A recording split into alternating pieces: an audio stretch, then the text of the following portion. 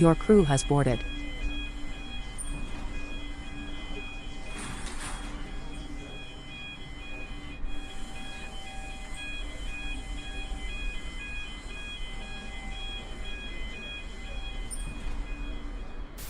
Welcome aboard American Airlines.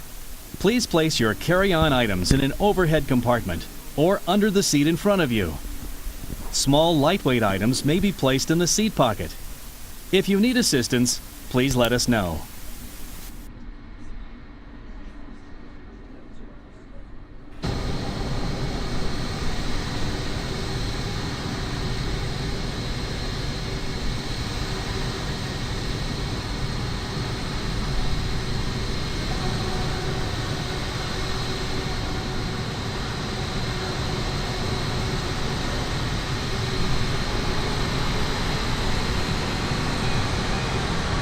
Fuel truck is in position.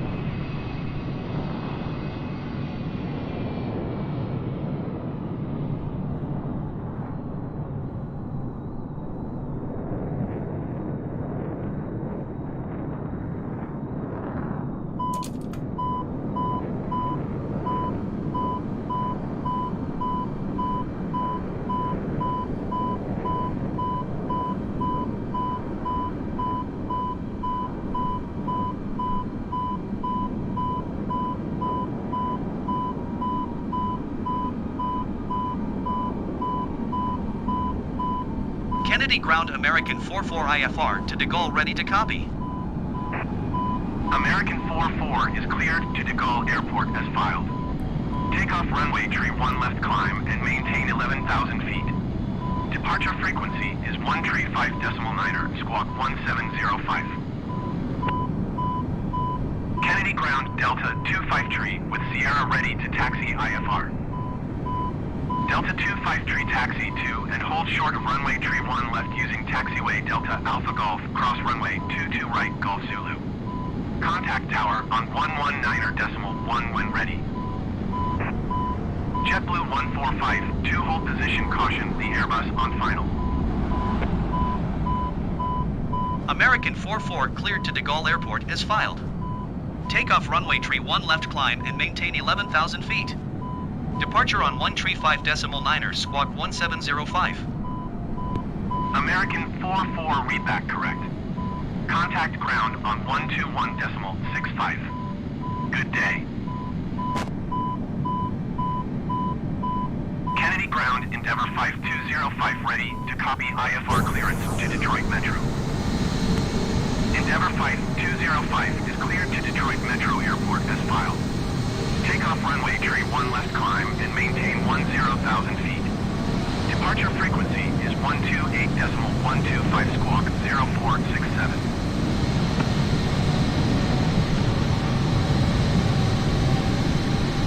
Hold position JetBlue 1452. Kennedy ground JetBlue 2901 IFR to Fort Lauderdale ready to copy.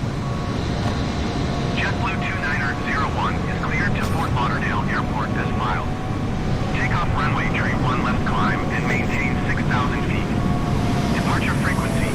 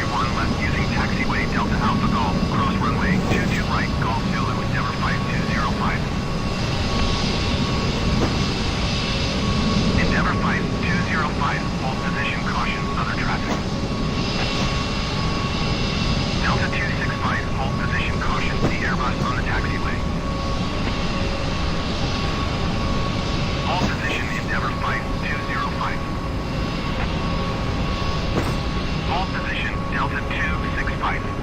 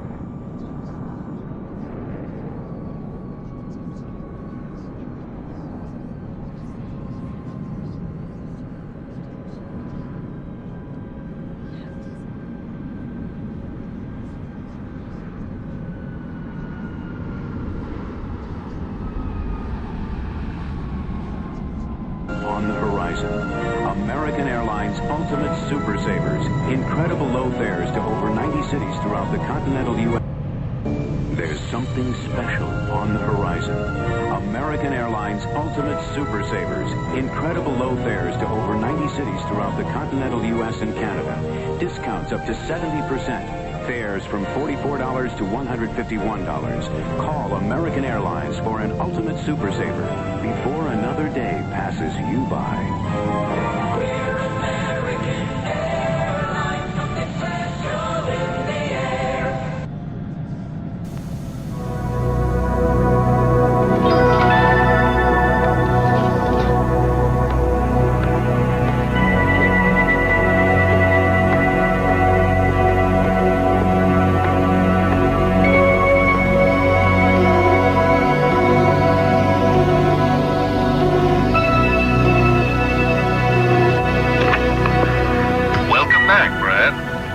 Stop by the office.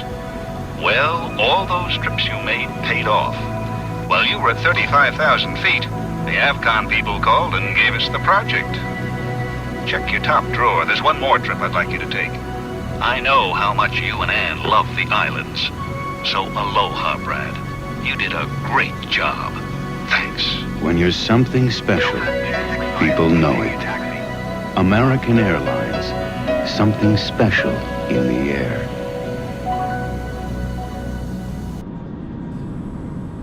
Roger, Delta 265.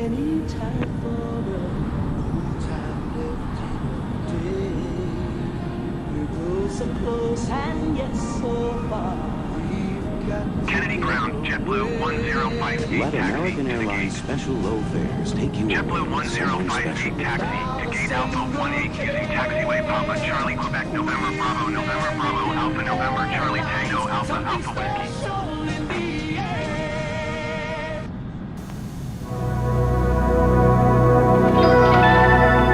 Taxiing to gate Alpha 18 via taxiway Papa Charlie Quebec November Bravo Alpha November Charlie Tango Alpha Alpha Whiskey JetBlue 1058.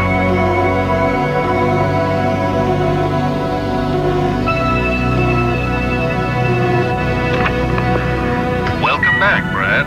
I knew you'd stop by the office. Well, all those trips you made paid off. While you were at 35,000 feet, the Avcon people called and gave us the project. Check your top drawer. There's one more trip I'd like you to take. I know how much you and Ann love the islands. So aloha, Brad. You did a great job. Thanks.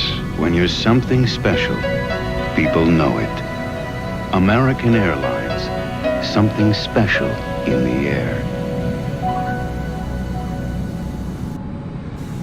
This is a machine designed to make travel easier.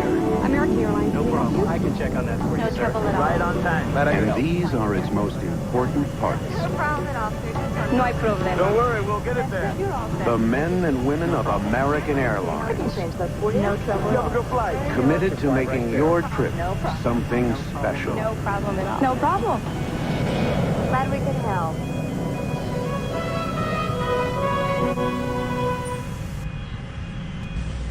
The sounds of the Caribbean are calling out to you.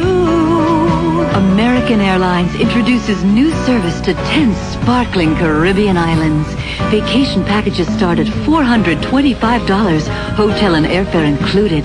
So if the Caribbean is calling you, now is the time to answer. We're American Airlines, something special in the air.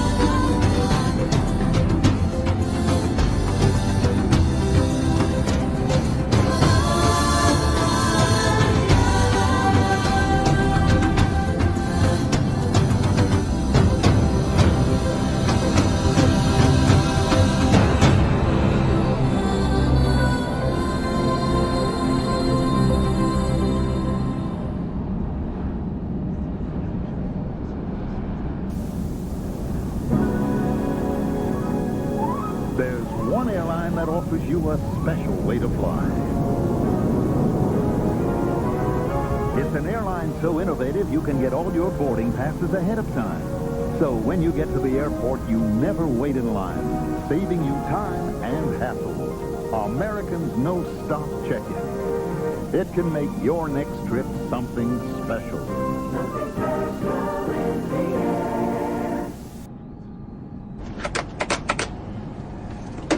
Yeah, look, a microphone. Doobie-doobie-doo. Oh, look at this for the Catering light. vehicles Oh, it are makes on it their dark. way. I'm not really that tired, though. I can't really sleep. Maybe we'll watch a movie or something. Come on. What's going on? Where are you going? Yeah. You hear me?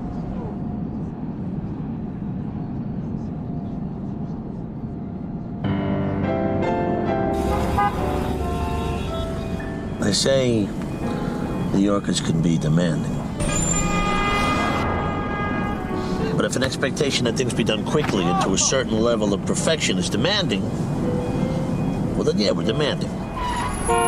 You can't drive it parking. He's a pussycat, really. We just have a highly developed sense of what we want out of life. You're flying American, right? Absolutely. We've flown more New Yorkers to destinations around the world than any other airline. And if we can keep them happy. You're on the 10 o'clock American flight? The meeting's this afternoon. Seems like you're busier than ever. Dad? Glad you could stop by. Wish I had more time. Now, when did you say you were planning on coming home again? Not until the end of the term. You know, I don't think I can wait that long. When you're something special, people know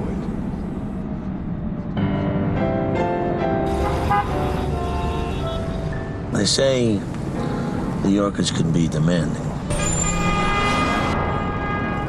But if an expectation that things be done quickly and to a certain level of perfection is demanding, well then yeah, we're demanding. You can't drive it, park it. He's a pussycat, really. We just have a highly developed sense of what we want out of life. You're flying American, right? Absolutely. We've flown more New Yorkers to destinations around the world than any other airline. And if we can keep them happy. Pull up at the next one. Things happen fast in New York. And if you can't deal with it, you better get out of the way. Excuse me, sir. Go ahead. What do you want to do? Johnny Carson called it a New York minute. It's the time between the light turns green and a guy honks his horn behind you. You couldn't wait? We'll wait. Yes, sir? Hey, where? Oh, 2 steaks, real. 2 steaks, real? Coming up. Bon appetit. No extra steak. We've flown more New Yorkers than any other airline. And if we can keep them happy,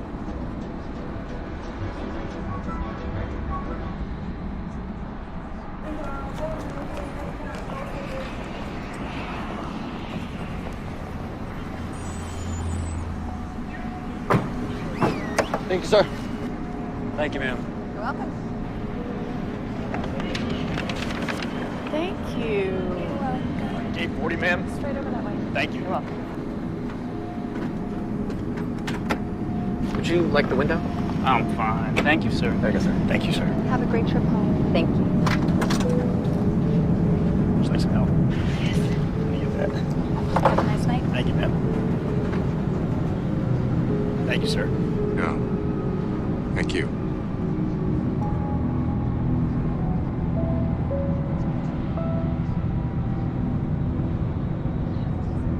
Please join all of us at American Airlines in supporting our troops and their families. Find out how you can take part. Visit aa.com/join us. American Airlines announces something special for you. New low fares through Nashville to destinations across the country. Let American take you to cities like San Francisco, Norfolk, Hartford. Significant restrictions apply, so call today because fares this special won't last forever. Just in time for summer vacation, American Airlines announces a super summer sale. Through September 30th, you can fly for less on American or American Eagle to any city we serve in the 48 contiguous United States. Even better, every child accompanied by an adult on this fare can fly for 50% off our low sale price. You must purchase your tickets by June 30th. So hurry, call your travel agent or American for details and restrictions today. Come fly down to the Caribbean. Feel the sun and sea. Where a gentle breeze of clear blue seas is calling out to me. For $259 to $465, American Airlines lets you choose one of 15 Caribbean islands, hotel and airfare included. We're American Airlines, something special in the air.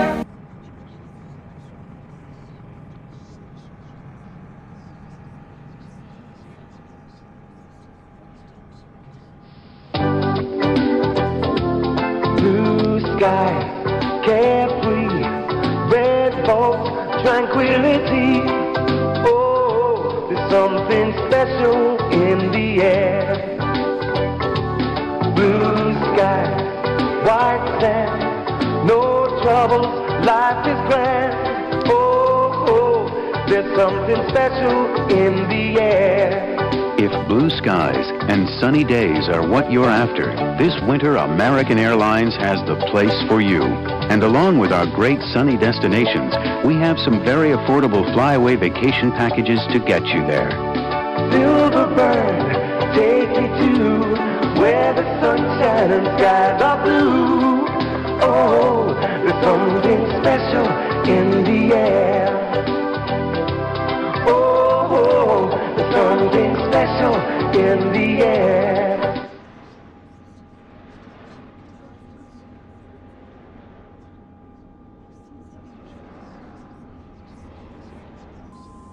Tonight's top story, storms on the East Coast causing delays up and down the entire eastern seaboard. No, my plane's stuck somewhere back east. Your flight has been canceled. The 5 most hated words of every business traveler. It's an absolutely guaranteed instant headache. You're just suddenly helpless. On a day like this, I know it's not the airline's fault. That's not the point. I'm just looking for some answers.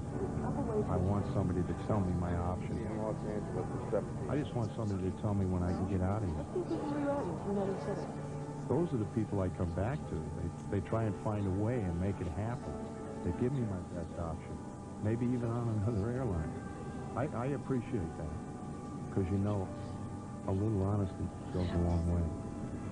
Tell Billy to look for me at halftime. I'll be there.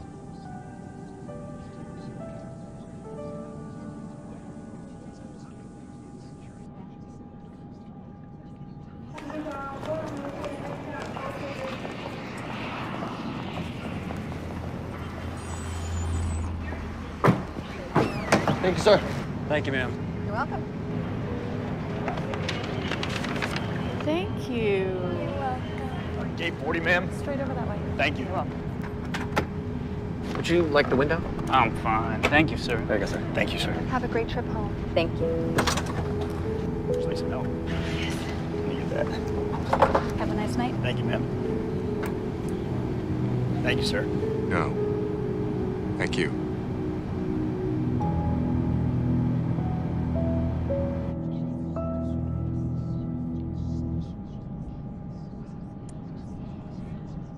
So I need the entire team together on this so we can work quickly. Nate, I know you've been late all your life. What is one late baby?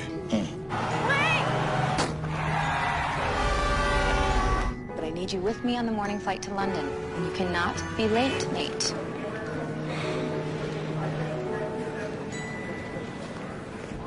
I knew it. We know why you fly. We're American Airlines.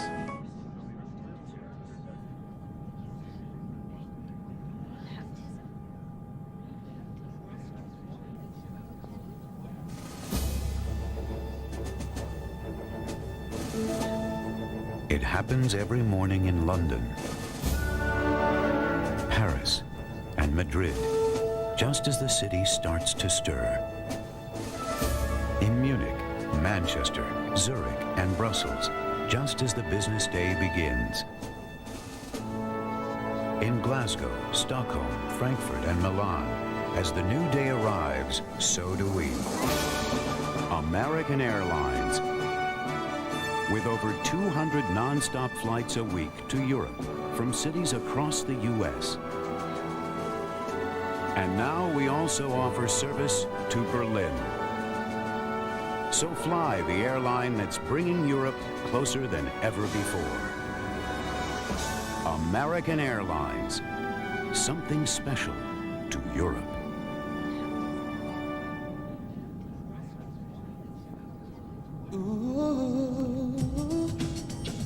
Take me where there's something special. American Airlines can take you to more of the Caribbean than anyone, with service to 25 islands in the Caribbean and the Bahamas, along with very affordable flyaway vacation packages. So given all the options, what will it be? American Airlines, something special to the Caribbean.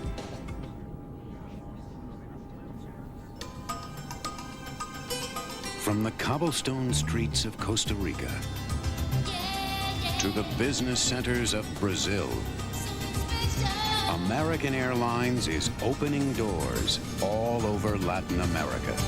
For business or pleasure, the best way to 22 cities in Latin America is right through this door. American Airlines.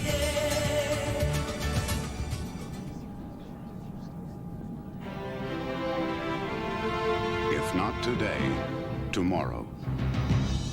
If not tomorrow, the next day. Sooner or later, if you do business in Chicago, you'll be doing business out of Chicago. And one airline can take your business to more of those places than any other Chicago airline. American Airlines. With the most destinations around the world, including the most non-stops from Chicago to the most cities in Europe, and service to more cities in Central and South America than any other U.S. airline. So the next time you need to conduct business face to face, call on the people who make it easier to get from place to place. American Airlines. We mean business in Chicago.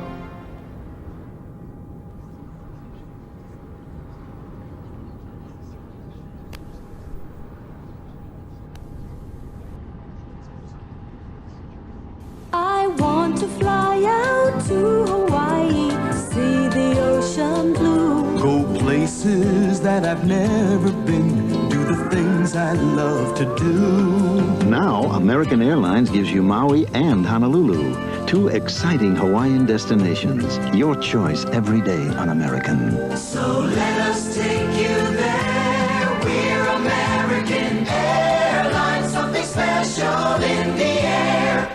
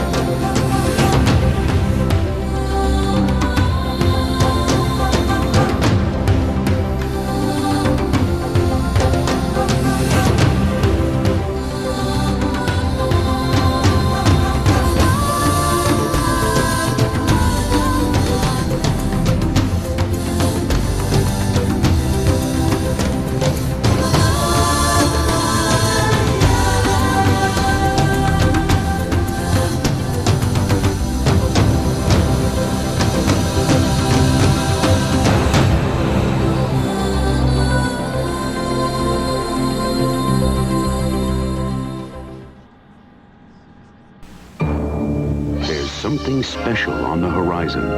American Airlines Super Sale. Incredible low fares to cities throughout the continental United States with prices from just $29 to $109 each way. Just make your reservations 2 days in advance. Tickets are non-refundable. But hurry, fares this low won't last forever. We're American Airlines, something special in the air.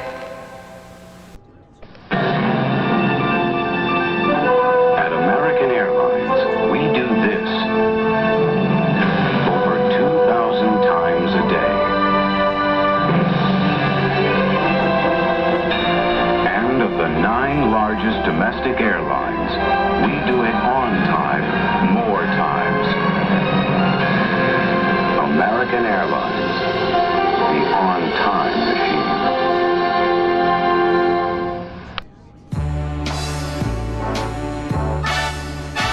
From the great spans that leap across the rivers to the gentle footpaths of the park,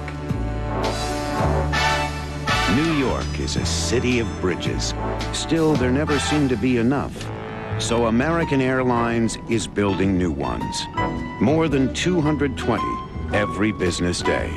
Across the land and across the sea.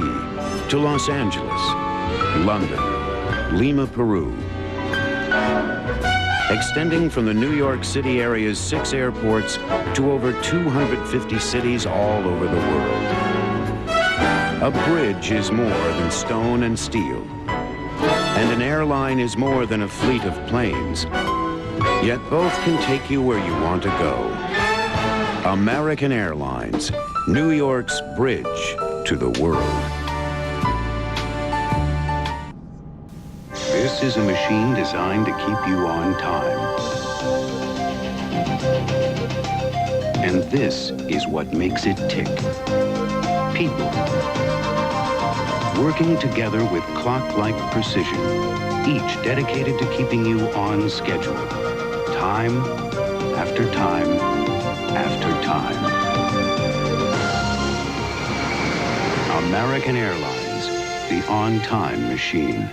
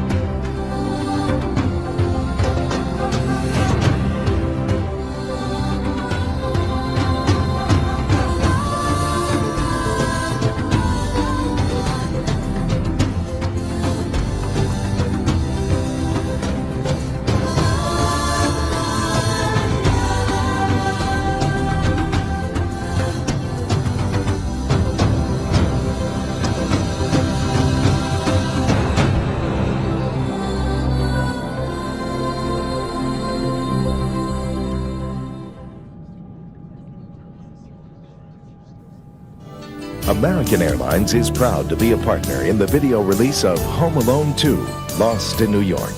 American salutes the many families who have made American Airlines something special in the air. I'm late. Bye. We know little things going wrong can be a big nuisance when you travel. That's why at American Airlines, We spend over $1 million a day making sure everything goes right. From important inspections out here To making sure everything works in here. Thanks. We're American Airlines, doing what we do best. Weekends, late nights, round the clock. Working harder every day. We've got to make some time for us. Yes, it's time to get away. Isn't it time you got away with someone special? With American Airlines Super Savers, now's a special time to go. We're American Airlines, something special in the air. Years from home, how far I've roamed, I feel so far away. The happy times we used to know, have them back today. With American Airlines Super Sale fares, now's the time to go see someone special. The feelings we all share, we're American Airlines, something special in the air. Blue sky, carefree, red vault, tranquility. Oh, there's something special in the air. Blue sky, white sand, no troubles, life is grand. Oh, there's something special in the air. If blue skies and sunny days are what you're after, this winter American Airlines has the place for you. And along with our great sunny destinations, we have some very affordable flyaway vacation packages to get you there. Silver bird, take me to where the sunshine and skies are blue. Oh, there's something special in the air. Oh, there's something special in the air.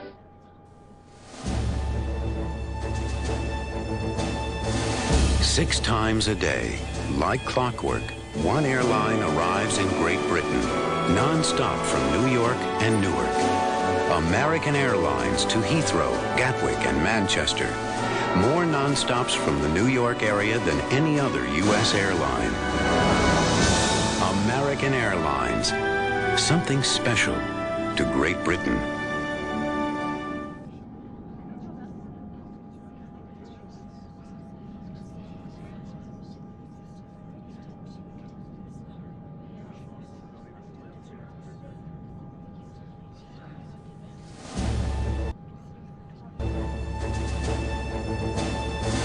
Six times a day, like clockwork, one airline arrives in Great Britain, non-stop from New York and Newark. American Airlines to Heathrow, Gatwick, and Manchester. More non-stops from the New York area than any other U.S. airline. American Airlines. Something special to Great Britain.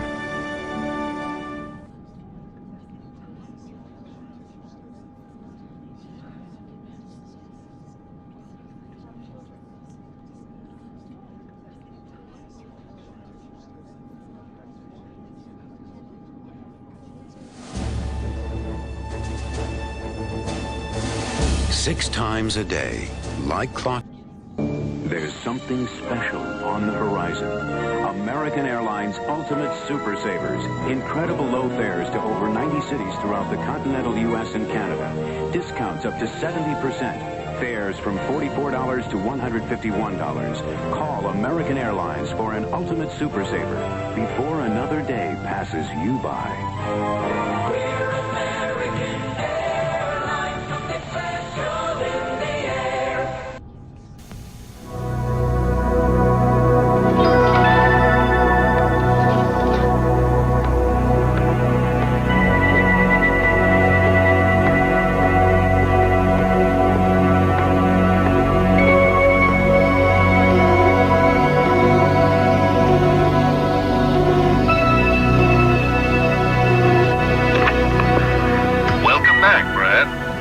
Stop by the office. Well, all those trips you made paid off. While you were at 35,000 feet, the Avcon people called and gave us the project. Check your top drawer. There's one more trip I'd like you to take. I know how much you and Ann love the islands. So aloha, Brad. You did a great job. Thanks. When you're something special, people know it. American Airlines. Something special in the air.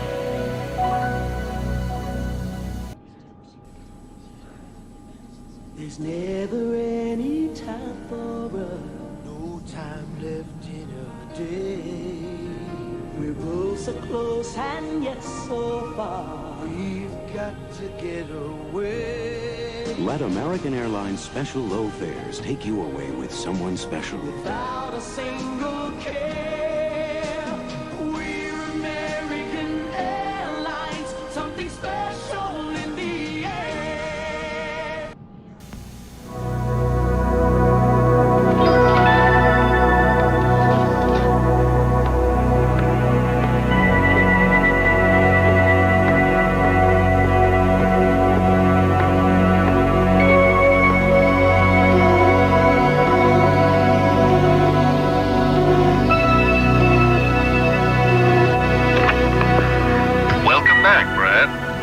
Stop by the office. Well, all those trips you made paid off. While you were at 35,000 feet, the Avcon people called and gave us the project. Check your top drawer. There's one more trip I'd like you to take. I know how much you and Ann love the islands. So aloha, Brad. You did a great job. Thanks. When you're something special, people know it. American Airlines. Something special in the air. This is a machine designed to make travel easier. American Airlines. No problem. I can check on that for you, No sir. trouble at all. Right on time. And these are its most important parts. No problem at all, sir. No problem. Don't worry, we'll get it there. You're all set. The men and women of American I Airlines. can change that for you. No trouble. You have a good flight. Committed to making your trip something special. No problem at all. No problem. Glad we could help.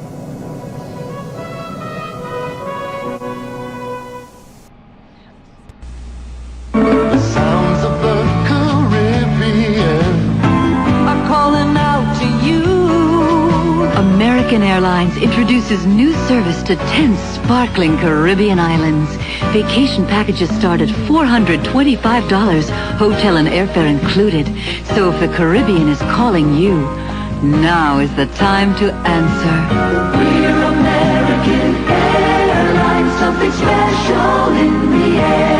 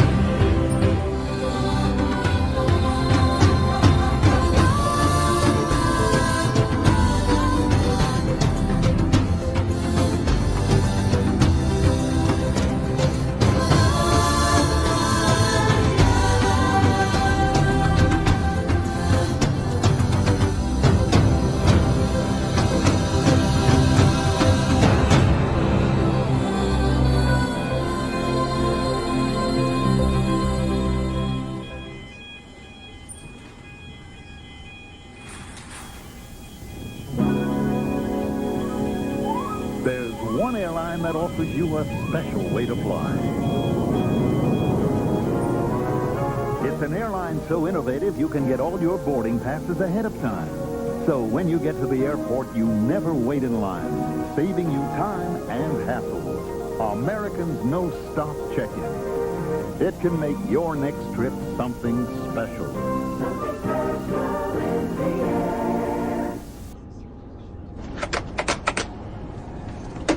Yeah, look, a microphone. Doobie-doobie-doo. Oh, look at this for the light. Oh, it makes it dark. Not really that tired, though. I can't really sleep. Maybe we'll watch a movie or something. Come on. What's going on? What are you doing? Jim, you hear me?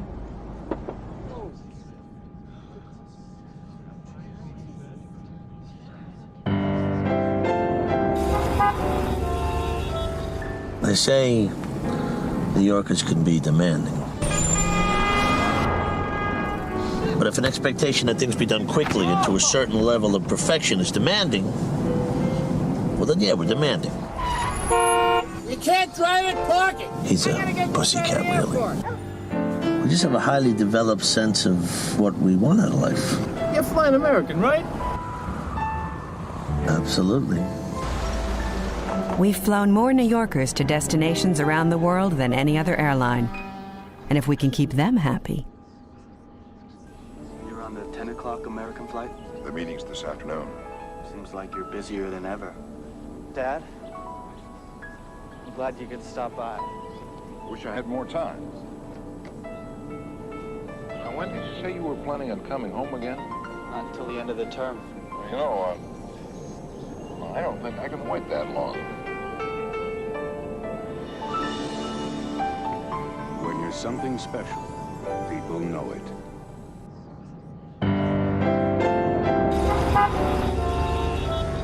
They say New Yorkers can be demanding. But if an expectation that things be done quickly and to a certain level of perfection is demanding, well then yeah, we're demanding. You can't drive it, park it. He's a pussycat, really. We just have a highly developed sense of what we want out of life. You're flying American, right? Absolutely. We've flown more New Yorkers to destinations around the world than any other airline. And if we can keep them happy. Pull up at the next one. Things happen fast in New York. And if you can't deal with it, you better get out of the way. Excuse me, sir. Go ahead. What do you want to get? Johnny Carson called it a New York minute. It's the time between the light turns green and a guy honks his horn behind you. You couldn't wait? You were late. Are you, sir? Steak, where? Two steaks, rare. 2 steaks rare, have enough. Bon appetit. No extra sweet. We've flown more New Yorkers than any other airline. And if we can keep them happy,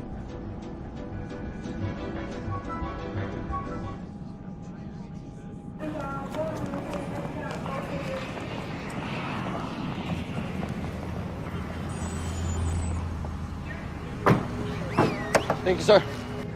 Thank you, ma'am. You're welcome. Thank you. You're welcome. Gate 40, ma'am. Straight over that way. Thank you. You're welcome. Would you like the window? I'm fine. Thank you, sir. Thank you, sir. Thank you, sir. Have a great trip home. Thank you. Would you like some help? Let me get that. Have a nice night. Thank you, ma'am. Thank you, sir. No. Thank you.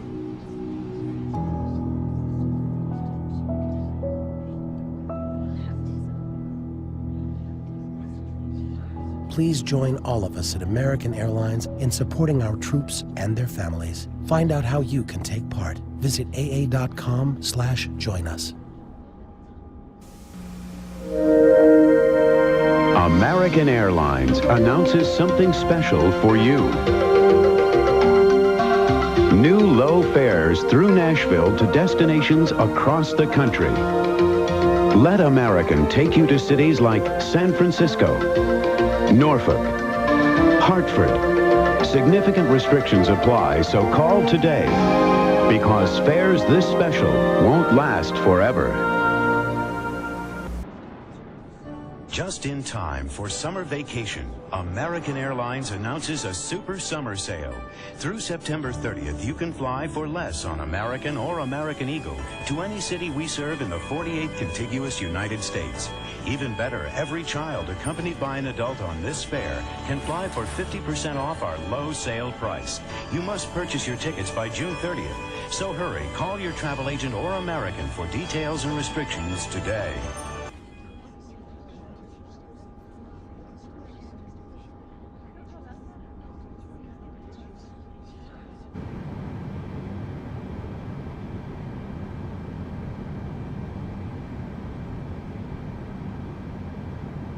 Airport information, Sierra 2100 Zulu. Wind tree 1 tree at 8. Visibility 10. Sky condition, few clouds at 9,700 feet, few clouds at 13,600 feet. Temperature 26. Dew point 10. Altimeter 29.64. ILS runway tree 1 right and ILS runway tree 1 left in use. Landing and departing runway tree 1 right and runway tree 1 left. VFR aircraft say direction of flight. All aircraft read back hold short instructions. Advise controller on initial contact you have Sierra. Kennedy Airport information. Ground American 44 with Tango ready to taxi IFR. American 44 taxi to and hold short of runway tree 1 left via taxiway Sierra Alpha Juliet cross runway 4 left Juliet Zulu. Contact tower on 119.1 when ready.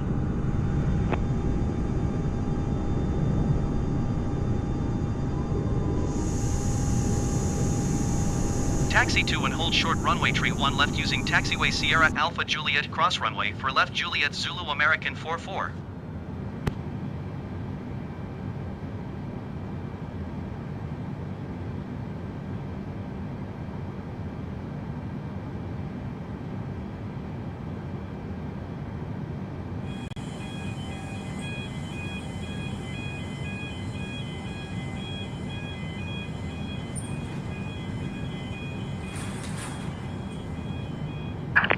Hello, Captain. We are ready for pushback.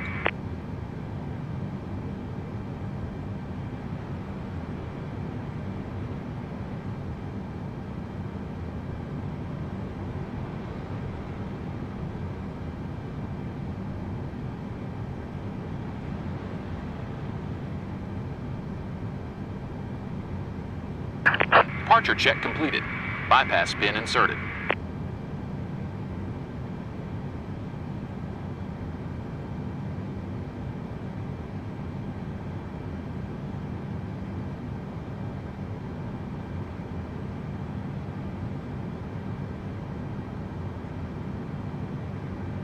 Caribbean Airlines tree, go around.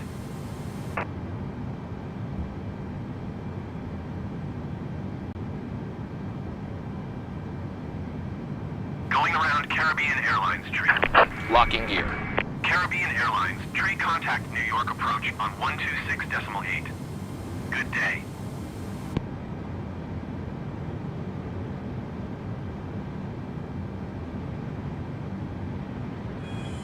.8 for Caribbean Airlines tree.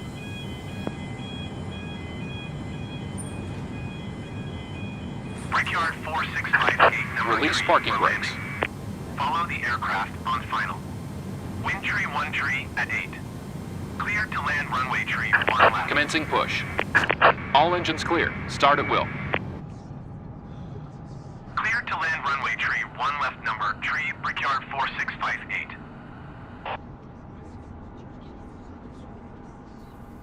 Welcome aboard American Airlines Flight 20. We ask that you please direct your attention to the monitors located throughout the cabin for a brief safety message about aircraft.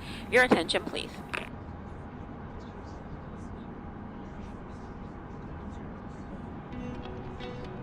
There are so many places to go in this world, and so many airlines that can take you there.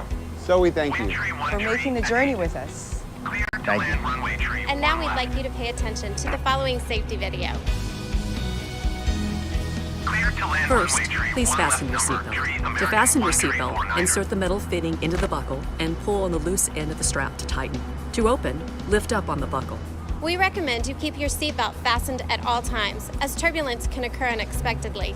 As we prepare for takeoff, please be sure your seat back and tray table are up and carry-on baggage is under a seat. Smoking is not allowed at any time. Tampering with, disabling, or destroying smoke detectors in the lavatories may result in a fine. U.S. law requires passengers to comply with all signs and crew member instructions about seatbelts and smoking. So that you may follow along, we have provided a safety instruction card in your seat pocket. All exits on this airplane are clearly marked. Please refer to the safety instruction card to locate your nearest exit. Keep in mind, the closest exit may be behind you. On this airplane, life rafts are located in ceiling compartments. Each cabin exit door and some exits over the wings are equipped with an evacuation slide. Some slides, except those over the wings, may also be used as rafts. This aircraft has escape path lighting in the aisle. Red lights or an exit sign will indicate you have reached an exit. In an emergency evacuation, leave all carry-on bags behind and quickly proceed to the nearest exit. If the aircraft cabin loses pressure, the panel above your seat containing oxygen masks will open automatically. While remaining seated with your seatbelt fastened, quickly reach for the nearest mask and pull down firmly to start the flow of oxygen. Put the yellow cuff over your nose and mouth. Slip the elastic band over your head and tighten by pulling the straps on either side. Breathe normally. Even though oxygen is flowing, the plastic bag may not inflate. Always put your own mask on first, and then help others near you. A life vest is located under the seat or between seats. The safety instruction card shows the exact location. To use the vest, open the cover by pulling the red tab or compartment handle to break the seal. Remove the vest from the package like this. Put the vest on over your head, wrap the strap around your waist, and attach the buckle. Pull the loose end of the strap to tighten. Once outside, pull down on the red tab to inflate the vest, or blow into the red tube on the side of the vest. There is also a light that will illuminate upon contact with water. Never inflate the vest inside the airplane. If necessary, an infant life vest will be distributed by a flight attendant. The safety card shows how to use the vest. The crew will now be coming through to do a final cabin check. We'll be back after takeoff with more information about your flight. Thank you for your attention and for choosing American Airlines. Thanks for flying American. We're glad to be your airline.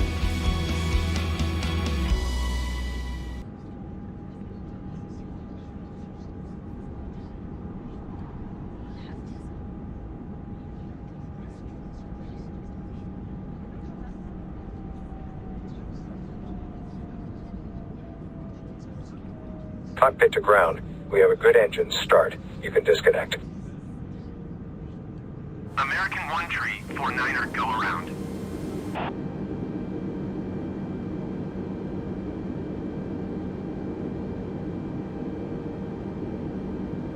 Going around American 1 tree, 49er. American 1 tree, 49er, contact New York approach on 128.125. Good day. Caribbean Airlines tree, follow the Airbus on final. Unlocking gear. 1 tree at 8. Clear to land runway tree 1 left.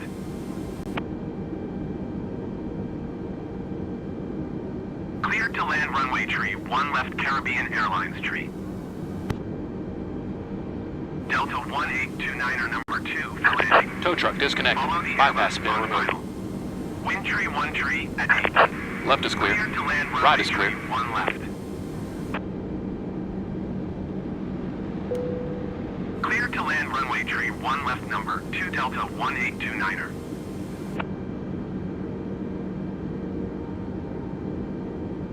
One 8.125 American 1 tree 49er.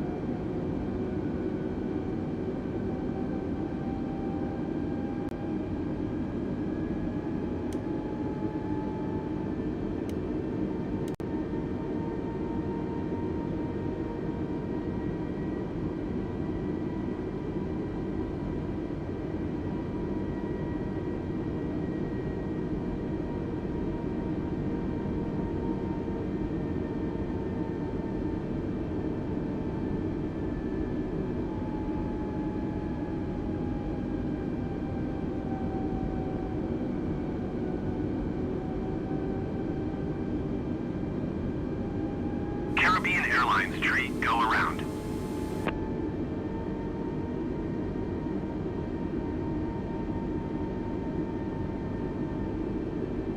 Delta 1829er, go around. Caribbean Airlines, tree contact New York approach on 126.8. Good day. Going around Delta 1829er. Delta 1829er, contact New York approach on 1 tree 2.4. Good day.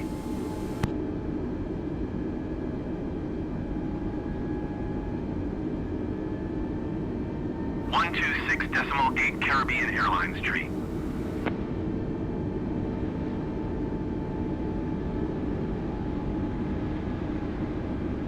One tree 2.4 Delta 1829er.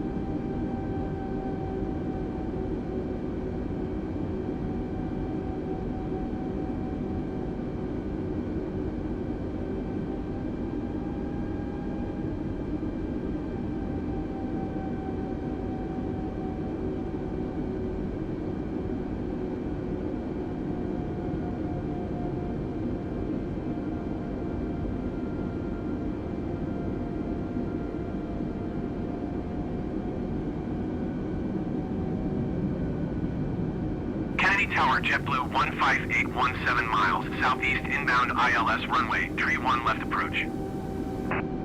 JetBlue 158 Kennedy Tower. Altimeter 29.64 wind tree 1 tree at 8. Cleared ILS runway, tree 1 left approach.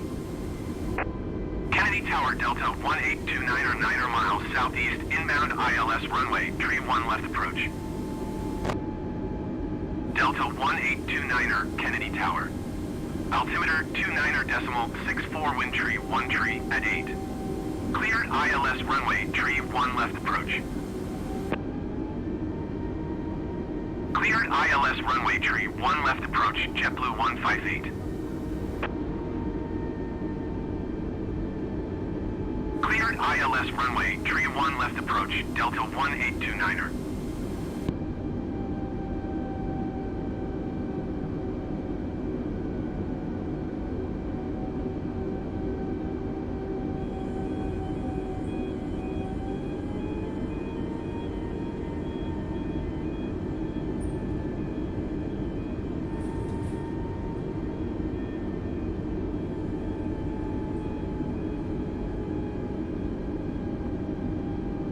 Tower, Endeavour 505 for 11 miles, southeast inbound ILS runway, tree 1 left approach. Endeavour 505 for Kennedy Tower. Altimeter 29.64 wind tree 1 tree at 8. Cleared ILS runway, tree 1 left approach. Delta 1829er wind tree 1 tree at 8. Cleared to land runway, tree 1 left. Cleared ILS runway, tree 1 left approach, Endeavour 5054. Cleared to land runway, tree 1 left, Delta 1829er.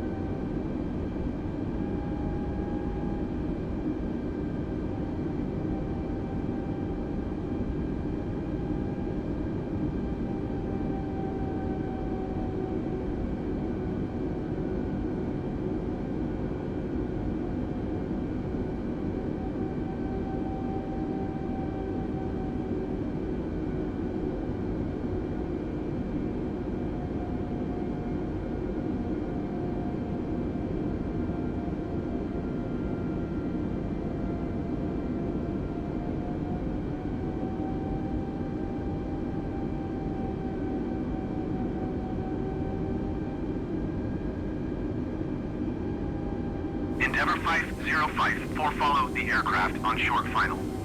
Wind tree 1 tree at 8. Cleared to land runway, tree 1 left. Cleared to land runway, tree 1 left, Endeavour 5054.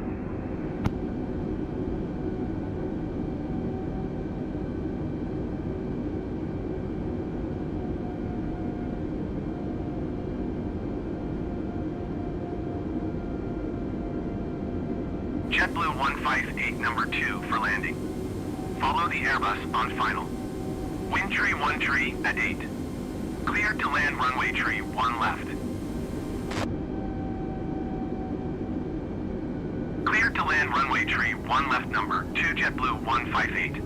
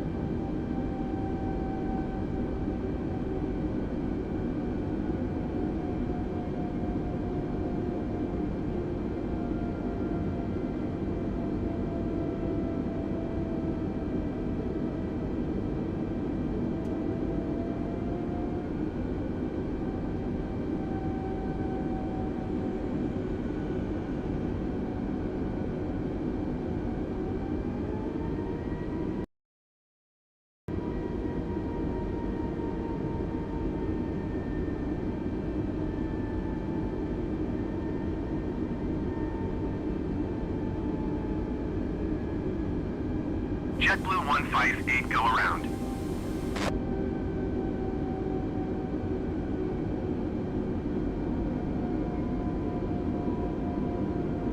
Going around JetBlue 158. JetBlue 158, contact New York approach on 125.7. Good day.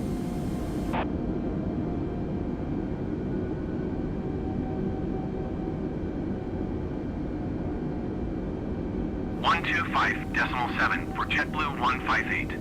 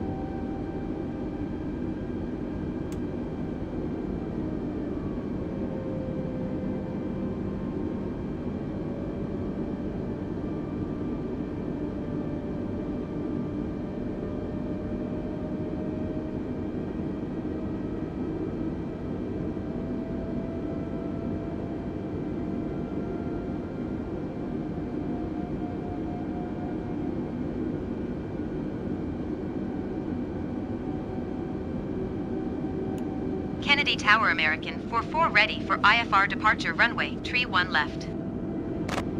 American 44 altimeter 29.64 wind tree 1 tree at 8. Cleared for takeoff runway tree 1 left. Cleared for takeoff runway tree 1 left American 44.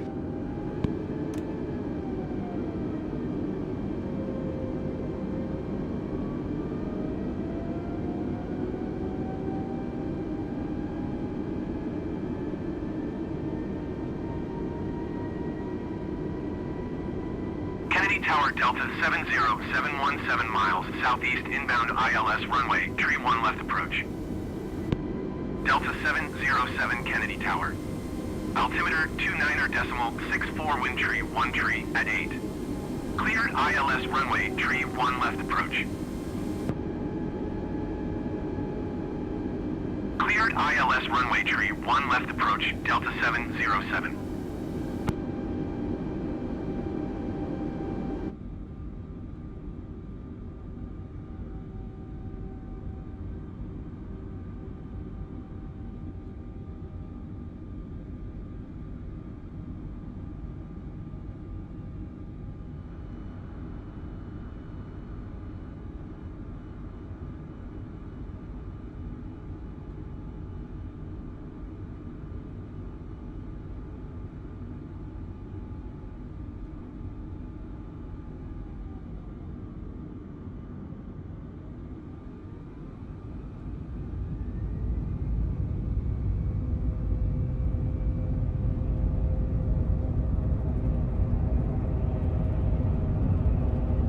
Tower JetBlue 1589er, miles southeast inbound ILS runway, tree 1 left approach.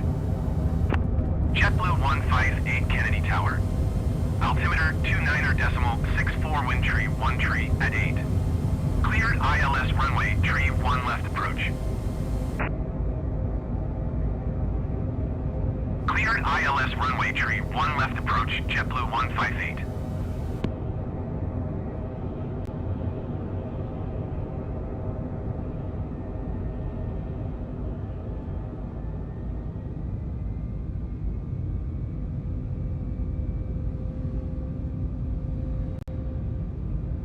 American 44 contact New York departure on 135.9er. Good day. Going to 135.9er American 44. New York departure American 44 is at 1,300 feet, climbing 11,000 feet.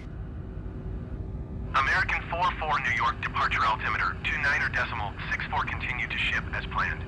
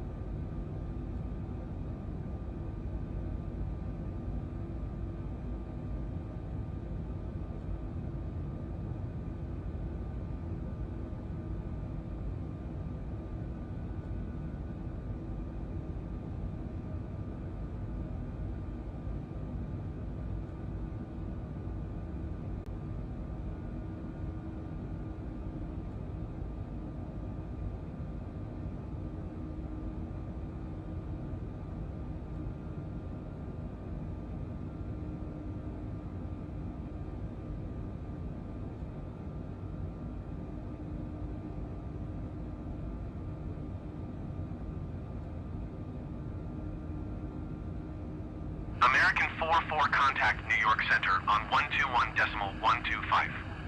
Good day.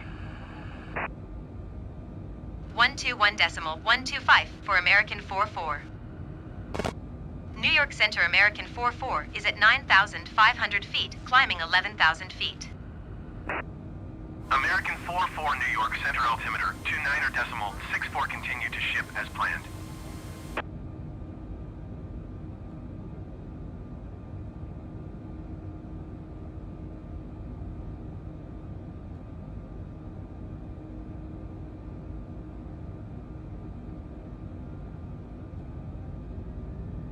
Frontier Flight 2520 climb and maintain 10,000 feet. American 44 contact Boston Center on 1 tree, 2 decimal tree.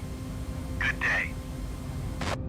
FlexJet 504 contact Boston Center on 1 tree, 2 decimal tree. Good day. 1 tree, 2 decimal tree for American 44. Boston Center American 4410,800 feet. American 44 Boston Center altimeter 29.64 continue to ship as planned. American 44 climb and maintain flight level 210. Climb and maintain flight level 210 American 44.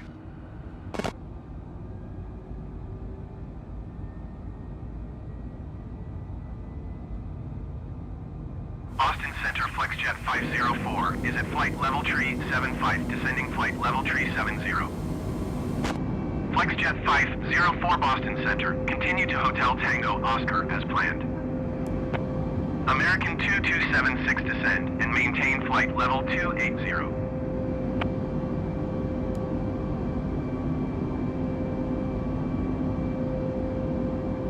American 44 contact New York Center on 121.125. Good day. 121.125 for American 44. New York Center American 44 is at 14,300 feet, climbing flight level 210. American 44 New York Center altimeter 29.64 continue to ship as planned. New York Center Frontier Flight 2520 feet. Frontier Flight 2520 New York Center altimeter 29.65 continue to Wiper as planned. Airbus 2 Mike Bravo climb and maintain 8,900 feet. Frontier Flight 2520 traffic is 10 o'clock 3 miles at 8,900 feet Airbus. Report them in sight. Avion Express 477 climb and maintain 16,000 feet. Climb and maintain 8,900 feet Airbus 2 Mike Bravo. Climb and maintain 16,000 feet Avion Express 477. Airbus 2 Mike Bravo climb and maintain 13,000 feet. Avion Express 477 climb and maintain flight level 240. New York Center Delta 214 Heavy is at flight level 355, descending flight level 350. Allegiant 1 tree 28 contact Boston Center on 1 tree 2 decimal tree. Good day. Frontier Flight 2520, you are 200 feet below your assigned altitude. Climb and maintain 10,000 feet altimeter 29.65. Delta 214 Heavy New York Center, continue as planned. 1 tree 2 decimal tree for Allegiant 1 tree 28.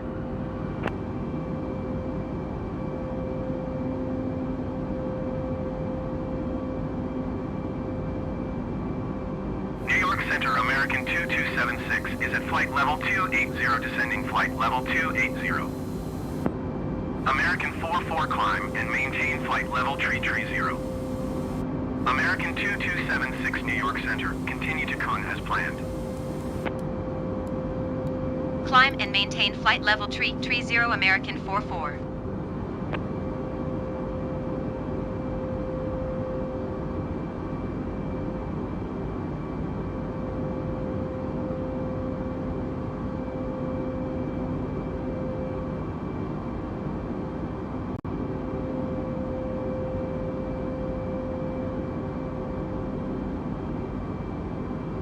York Center jet card 979er is at flight level tree 05, descending flight level tree 00. Jet card 979er New York Center, continue as planned.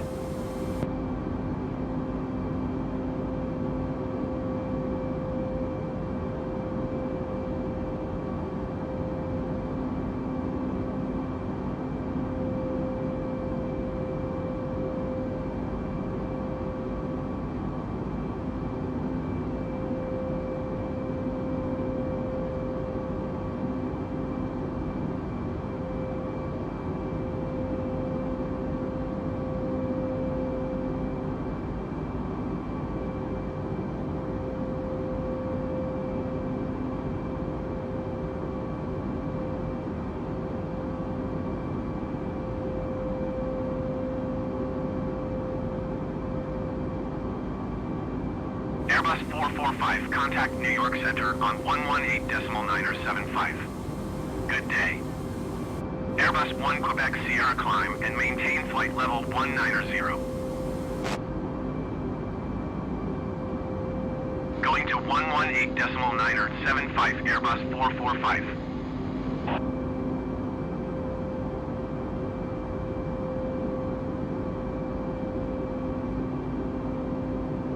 Climb and maintain flight level 190 Airbus 1 Quebec Sierra.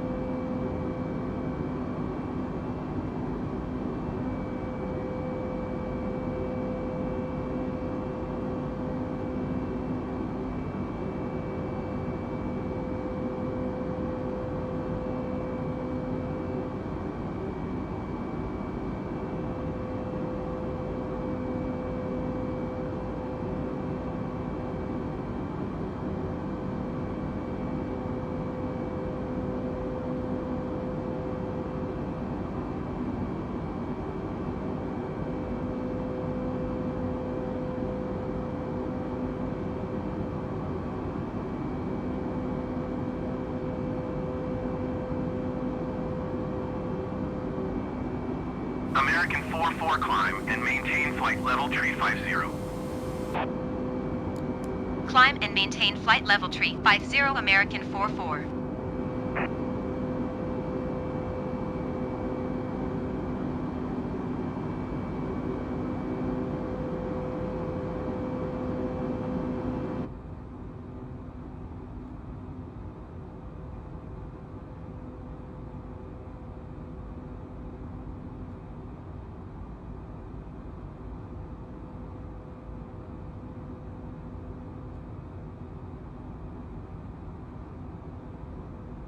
Airbus 1 Quebec Sierra climb and maintain flight level 190.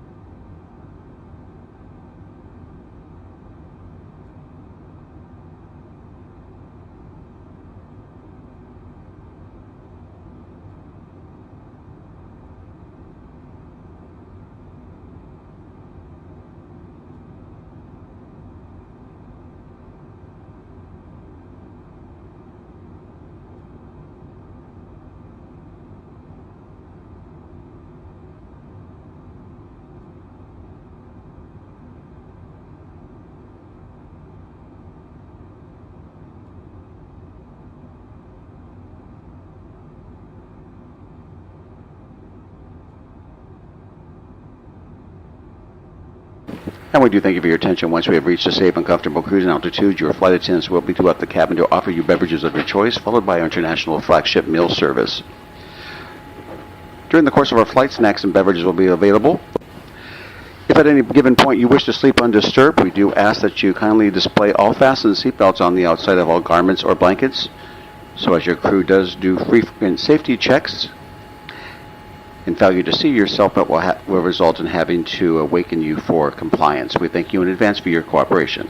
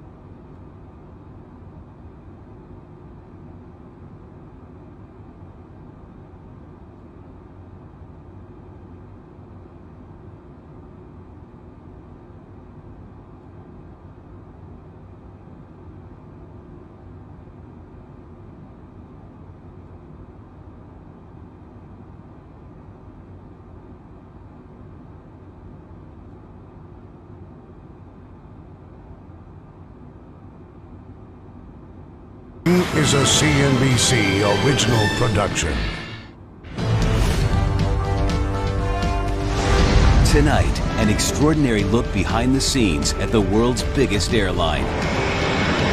For one intense week, CNBC cameras go behind closed doors at American Airlines to places you've never been and aren't allowed. American 1 Heavy 3-1 left, clear for takeoff. With exclusive access, correspondent Peter Greenberg reveals the secrets of an industry. How many different fares a day are you updating? Find out why you paid a bundle for your ticket, while the guy sitting next to you got a bargain. And see what really happens to your luggage after you've checked it. Meet the Olympic champion who's also a world-class frequent flyer. And the guys who overhaul a $50 million aircraft right down to the rivets. American Airlines, shaken to its core by an act of terror and transformed along with an entire industry. When I started flying in 1970, they issued me little white gloves. Today, I'm issued handcuffs. 4,000 flights a day, 2 million passengers a week, and more headaches than you can count. All departments. Ramp is closed due to lightning in the area. The ramp is closed. On a stormy night in Dallas, the flight schedule comes undone, and so do the passengers. They knew there was a problem before. They just took us up and drove us around Texas. From the cockpit to the corner office, get ready for one unforgettable ride. Lower the nose, lower the nose.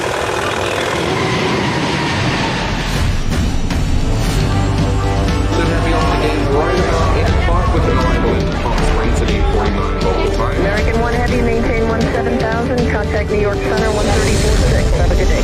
34.6, American 1 Heavy, good day. Now, the CNBC original documentary, Inside American Airlines, A Week in the Life.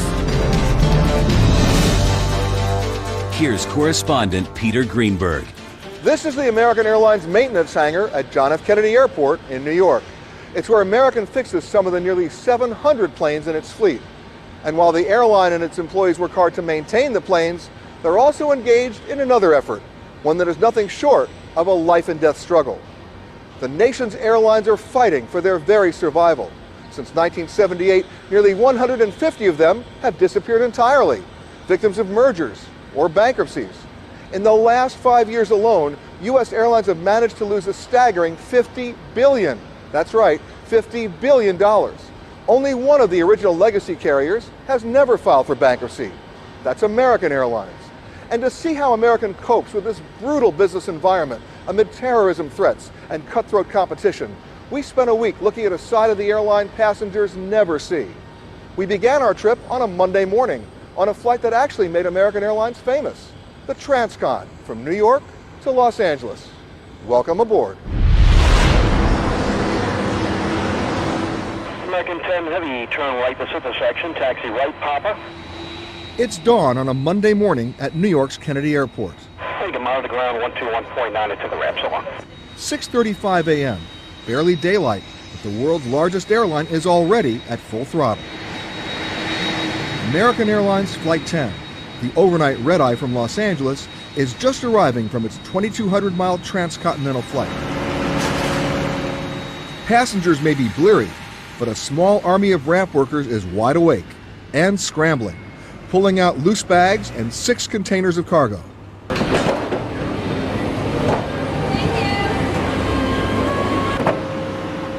At the same time, cleaning crews rush on board the moment the cabin is empty, literally tearing into their jobs, which includes looking for anything that could be used as a weapon. There isn't a moment to lose. Traffic vehicle on the runway conducting a routine surface inspection. By 9 a.m., this Boeing 767 must be ready for takeoff once again. Are you guys looking good for an on-time departure? This time as American Airlines Flight 1, the New York to Los Angeles Transcon. Probably going to use 060, the broken plane. You have your backpacks, you have your... With ever tighter security, check-in takes time. And with 2 hours to go, many of Flight 1's passengers are already arriving. There's 6 of us, and we're going to California. We're going to Los Angeles to Universal, and then we're heading down to San Diego. Okay, we'll see you at the plane. I'll see you at the plane, Greg. Flight 1's pilots are also arriving. Captain Greg Peterson, who's flown with American for 22 years, checks the day's route to Los Angeles. The tops of the weather here, these are the tops of the thunderstorms in that area. And like I said, we should be north of that. We'd like to go south because of the winds, but the weather won't really let us do that to get a good ride because, of course, we want to make a comfortable ride for the passengers and for safety. So we'll have to stay north, which will put us a little bit more in the winds, which is making us a little bit late. It is an hour and 20 minutes before departure, and a technician is starting to fill Flight 1's fuel tanks. The question is, how much to load? This Boeing 767-200 can carry more than 20,000 gallons, but it won't need nearly that much to reach LA. Jet fuel is not only expensive, it's heavy. So the trick is to carry enough for safety, but not so much that they waste it by hauling excess. 7:45 a.m. Captain Peterson calls dispatcher Daryl Newman, 1,200 miles away at American's sprawling SOC, its Systems Operations Control in Fort Worth, Texas. They have to talk about Flight 1's fuel load. What I've done with your min takeoff is added, I got you $3,000 additional fuel. Just in case of the delays and with all the stuff going on with LA, could I do another 1,500 there? You want 15 extra? Okay, I can do that. The final decision, Flight 1 will carry just over 10,000 gallons of jet fuel, enough to fill 500 minivans. Just an overall look at the airplane. With 1 hour to go, it's time for an aviation ritual dating back to the Wright brothers, the pre-flight inspection. Dan Rattay is Flight 1's first officer and co-pilot. We're looking for general things, fluids, oil, maybe lines that might have come loose. Overall things that would really stick out as that's not right, we need to get it fixed. The plane passes the inspection. Today, our 767 looks great. Especially considering its age. American has one of the oldest fleets in the industry. This particular wide-body, tail number 325, was delivered new to American in 1986 with a sticker price north of $120 million. In those 20 years, this workhorse has gone through 37 engines, 680 tires, 5 entire sets of seats, and it's flown more than 30 million miles, about the same distance as 60 round trips to the moon. It has carried more than 1.5 million passengers, including the 159 headed to LA this morning. For every boarding pass, there's a story. I'm going to San Francisco. I'm going to see my cousin, who I've not seen for about 50 years. 50 minutes until takeoff. Captain Peterson briefs the 11 flight attendants. There's a VIP departure out of LaGuardia about the time we leave, so we could have a departure delay on the ground here. We're full and full. We have 2 wheelchairs, and we will have a deaf passenger in 29H. We thank you very much for waiting and welcome you to American Airlines Flight 1 with service to Los Angeles. The price of admission in coach this morning varies wildly, from $159 to more than $900 one way. You're all together. Go straight down the aisle. Our flight cannot leave the gate until all overhead bins are closed and all passengers are seated. At 8:45, the last containers are being locked in place. At 8:52, 8 minutes before departure, ground crews shut the cargo doors. Ground and cockpit. We are locked and secured downstairs. Okay. The pilots are locked and secured too, behind reinforced doors, just like they've been on all U.S. airliners since shortly after 9/11. And here comes the right. Today's cockpits are strictly off limits, but not to us, not on this flight. We were granted extraordinary access and allowed to place cameras on the flight deck. They provided a rare look at a profession where people have hundreds of lives in their hands every day. At 8:55, the cabin door is shut. Trip 1, you're clear to start one of your engines at the gate. Copy. Thank you. Clear to start. With that, Flight 1 is on its way. And Kennedy Ground, American 1 Heavy, November Charlie, ready to taxi. Sort of. American, I follow your company Airbus. He's right there off your right side. Follow the company Airbus. Okay, we'll follow company Airbus, American 1 Heavy. Traffic at JFK is heavy this Monday morning, and traffic controllers tell Flight 1 to get in line. Hey, American 1 Heavy, at taxiway Gulf. You'll follow British Airways to 747, towers 19-1. So long. Okay, we'll follow British Airways at Gulf, tower 19-1, American 1 Heavy. 9:20 a.m., and it's hurry up and wait. Currently about 9 aircraft ahead of us, so should be on our way in the next 15 to 20 minutes. Traffic, like weather, is one of the many things American can't control. But a few minutes later, Flight 1 finally gets the green light. Thanks. American 1 Heavy, 3-1 left, clear to takeoff. Clear for takeoff, 3-1 left, American 1 Heavy.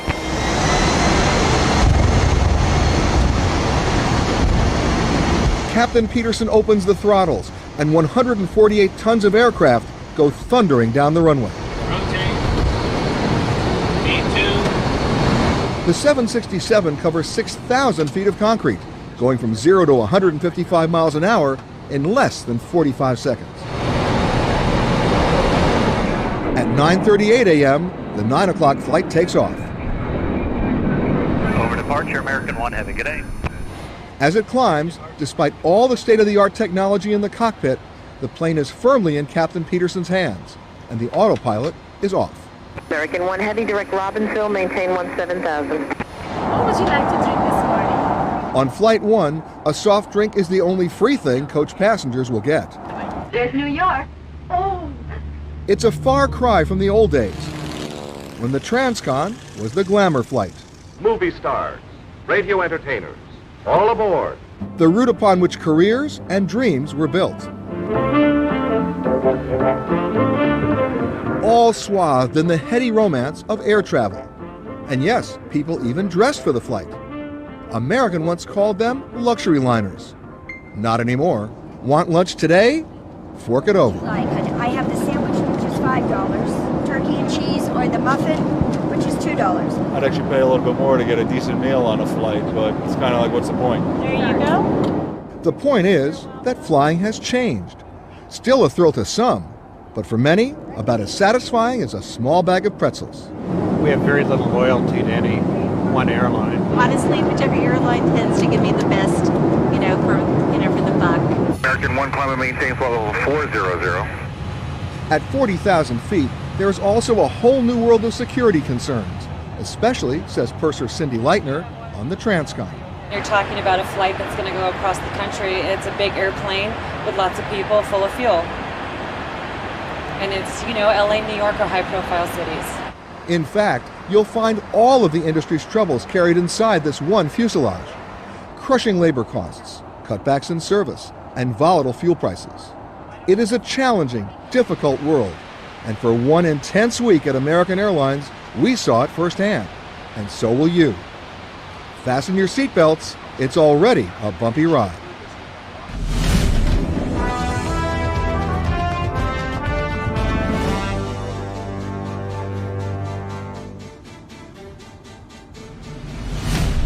Coming up, CEO Gerard Arpey pilots American Airlines through turbulent skies. All you have to do is read the newspaper to see what's happened to the industry since 9/11. Plus, a former CEO has a tip for investors. No, I've never invested in any airline.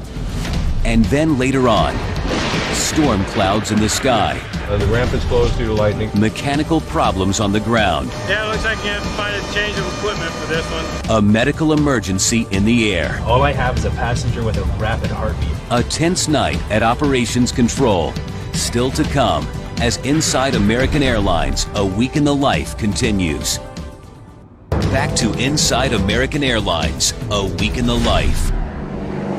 At a tiny landing strip in Roanoke, Texas, 13 miles and a world away from the wide bodies parked at Dallas-Fort Worth Airport, here in the shade of hangar number 12, a weekend warrior tends to his pride and joy.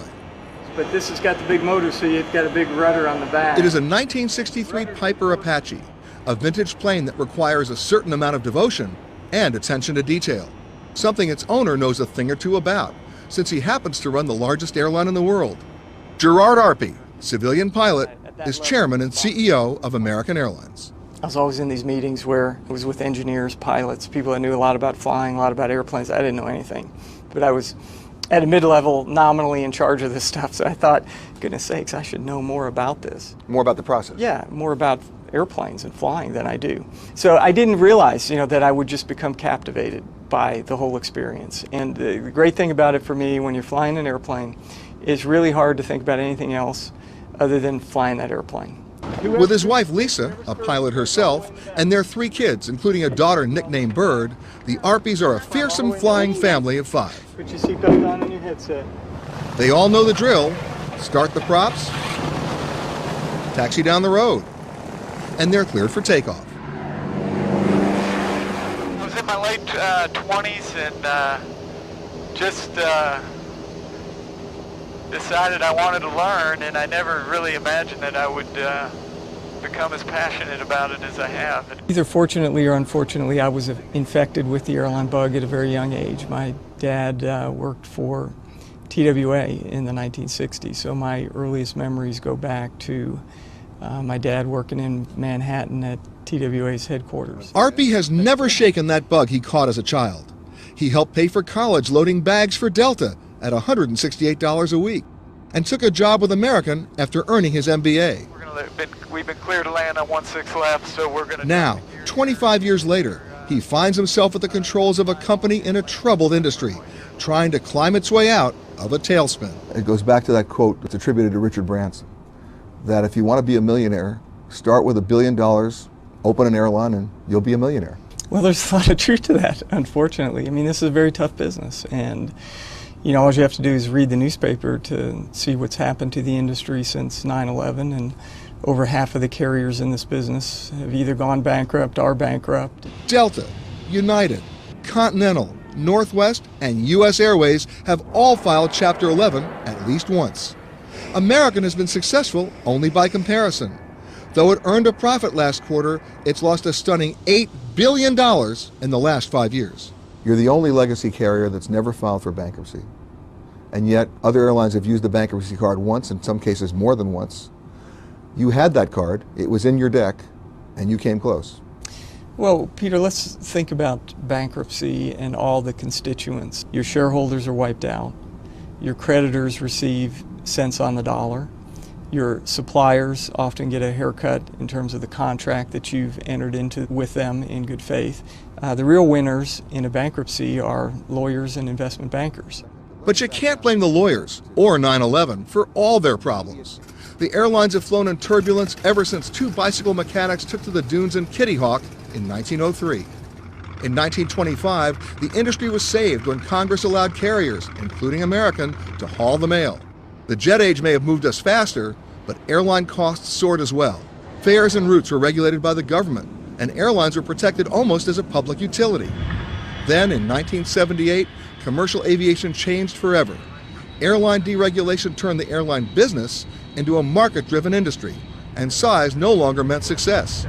Giants like Pan Am, Eastern, and TWA failed or were absorbed, and more than 140 airlines disappeared altogether.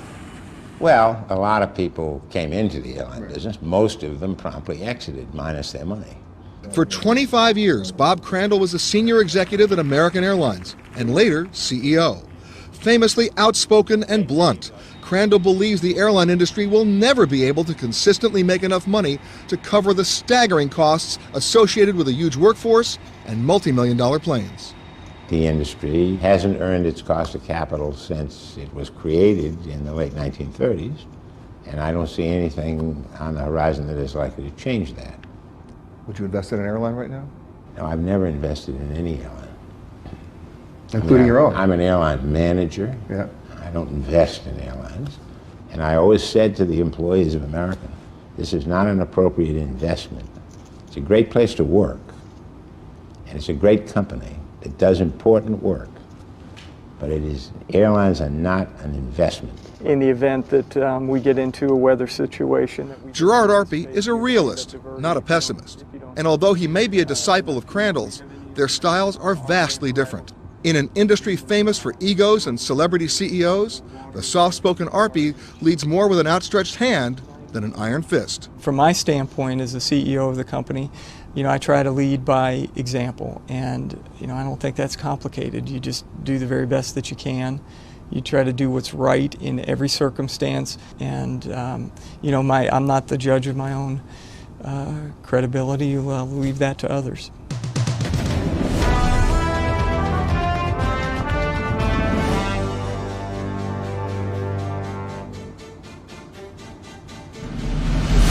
Coming up, anger management. If we don't get along, we'll turn by the way of a United that goes bankrupt or Delta that's in bankruptcy. How bitter rivals formed an unlikely partnership to save American Airlines from financial disaster. That's next, as Inside American Airlines, A Week in the Life continues. Now, back to Inside American Airlines, A Week in the Life. This is the largest airline maintenance facility in the world. Owned and operated by American Airlines, it sprawls over 300 acres in Tulsa, Oklahoma. At 6 a.m., the airline mechanics are rolling in. Almost 7,000 people work here, making American the largest private employer in the entire state. You won't see these workers when you board your plane. They toil far from any major hub. And while they fix everything from engines to brakes, they're also unlikely actors in a very real corporate drama. For 60 years, management and labor have been at each other's throats. Now, they are at each other's mercy. CEO Gerard Arpey. We're going to have to constantly work at it. We're going to have problems along the way. We're going to disagree. But we're going to hopefully stop burning the house down that we have to live in. It's a house that almost blew up in 2003. On the brink of bankruptcy, Gerard Arpey's immediate predecessor, Donald Carty, convinced all 4 of American's unions that $1.6 billion in wage and benefit cuts would prevent the world's largest airline from going belly up. Members of the Transport Workers Union, like Dwayne Garrison, voted to give up a week of vacation and 17% of their pay. And it made me nervous. I've got 3 teenagers at home, and that's a handful. That's an expensive handful. But even while Carty called for shared sacrifice, he had secret bonuses and guaranteed pensions waiting for his top executives. The hidden deal came to light right after the unions voted to make their cuts. When you guys heard that news, what was your response? Rage. Anger. I just heard a sigh over here. You stole from us. How can we even attempt to trust you anymore? I'm here tonight to apologize. Carty was toast. He ignited a firestorm of fury within Americans' 4 unions, and it cost him his job. Gerard Arpey was thrust into the role of CEO and peacemaker. He had to transform the company down to its roots and convince the guys on the line to trust him. The management had to change, but the unions had to change as well. We wanted them to think and act like our business partners. So, how did you turn them around? Well, what we did is to elevate the debate, to look at the facts, to look at the condition of the company, to look at all the debt we had taken on and make all of us confront reality. Did you show them the book? Of course we did, and we've continued to do that, and we do it every month. Look, Peter, this has evolved over time. It's an art. It's in many ways like a marriage. In Tulsa, it was never a love match between management and labor, between Carmine Romano, American's vice president of the maintenance base, and Dennis Burchett, the president of the local Transport Workers Union. But together, they took a leap of faith. No easy task for 2 longtime adversaries who were constantly at odds. How do you change your conditioning in management to say, okay, not just because I say it so, but let's talk about it, right? That was the most difficult thing that I had to do. It was a shift from command and control to a mutual partnership. Let me correct something here. I'm just waiting for you guys to start punching each other. I love this. Go ahead. When Gerard came out with the turnaround plan, that didn't all of a sudden, hey, we got this turnaround plan, let's all get together and hug. Hangar 16. In meetings at the base, they may not be hugging, but they are making an effort to embrace their new partnership. There's usually a management guy with a collar and a union guy dressed in blue, presenting their business plan together. We need 100% commitment and backing from both the management and TWU in order to make this work. If we don't get along, we'll turn by the way of a United that goes bankrupt or Delta that's in bankruptcy. We have to. We have to, and I think everyone realizes that. Union guys like Mark Arnold are now working with management to be more efficient and productive without cutting jobs or outsourcing work. Arnold helped figure out that they could produce 2 of these fuel-saving tail cones for the MD-80 every week. They've got it figured down to about each tail cone costing us $35,000. Had we purchased it from Boeing, Boeing was quoting us $240,000. This is the first time Arnold was asked by his bosses what he needed to do the job, rather than being told. We set our own goals and decided what we could do, and through that, and because of that, we stuck with it. Bit by bit, the new attitude is working its way up from the floor. Dwayne Garrison knows those bits add up. A drill bit, $20. An end mill, $50. A reamer, $70. Mechanics used to throw dull tools away. Dwayne and his co-worker Jack Hood put a stop to that. We like to think that if it cuts, we can sharpen it. They sharpened 41,000 tools last year alone and have saved the company nearly $1 million since 2003. It adds up, and it adds up in a hurry. But convincing all 6,000 union mechanics here to work harder and smarter and better with management remains a real challenge. Even 3 years after the Carty debacle, the bitter taste remains. How, in God's name, with that kind of a rift, after you gave back $1.6 billion, if you look at the whole company, could you trust management again? Don't look at him, look at me. Time. It's work in progress. Building trust is perhaps the most difficult overhaul underway here. But Warren Backward and his co-workers are beginning to believe they have a hand in their future. We're making money with these airplanes, saving money, actually. It drives us to keep doing what we're doing. Union outrage brought down Donald Carty, who did not respond to our request for an interview. But this group has higher hopes for the leadership of Gerard Arpey. If you met with him today, what would you say to him? I would tell Mr. Arpey that he's doing a wonderful job. There's light at the end of the tunnel. Keep doing what you're doing. Don't forget the little guys. And don't forget us little guys. Some might say the relationship between the Transport Workers Union and the management here in Tulsa is a marriage of necessity, perhaps one of survival. But the relationship between management and the Pilots and Flight Attendants Union, let's just say the wedding invitations are not yet in the mail. Americans' flight attendants have yet to turn the corner in their relationship with management.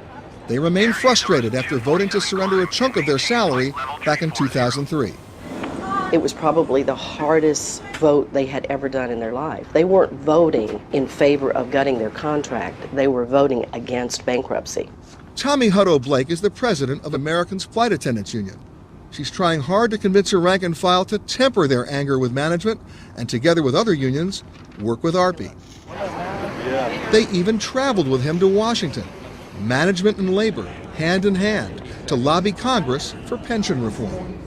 We are working. I can't tell you how many times the congressperson on the other side of the table is sitting there going, now wait a second, let me get this straight. You're management and you're labor, and you're here together. Thank you for your attention. But the relationship between management and organized labor still has its share of troubles. There are issues that we have to agree to disagree on. And one of those is the hot button right now, and that's executive compensation. Executive bonuses were awarded once again last January, more than $100 million worth to the company's top 973 executives. Pilots took it as a slap in the face. American pilots fly fewer hours per month, on average, than pilots at any other airline, adding to labor costs that are already the highest in the industry. The pilots union was looking for ways to boost flying time, but then it cut short those efforts when executives took those bonuses.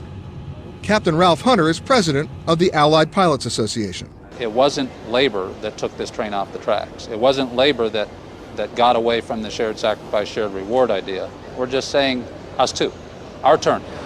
If you're going to participate in that level of recovery, then you should expect the pilots of the company to do the same. One of the big incendiary issues, which comes as no surprise to you, is bonus again. Well, we have equity-based compensation at American, just like every company in corporate America, and our stock price has increased very dramatically over the past few years. So our executives have reaped the benefit of that. My job is to try to do what is right based on the market, and it's not all bad that the stock has done as well as it has. Hey, Mary. Arpey received a 23% raise this past spring, bringing his base salary before stock options to $650,000 a year. Relative to your competitive CEOs at other companies, I'd have to say you're probably underpaid. Do you agree with that? You can leave a donation on the way out. The guys on the floor don't begrudge Arpey or any other executives getting paid whatever they're worth. But these so-called business partners want their piece of the pie. You've got the guys in the suits that make the decision that gets your gains from performance, when the actual performance is being done by us on the floor. So we're doing the work and they're getting the bonuses. It doesn't sit well. I talked to your guys on the line. What do you think they're saying to me? Where's ours? Give me some. Yeah. What are you going to do? Our collective bargaining agreement ends is open for renewal in 2008. My goal is to fill this company's pockets full of money. And then when 2008 rolls around, I want to stick my hands in their pockets.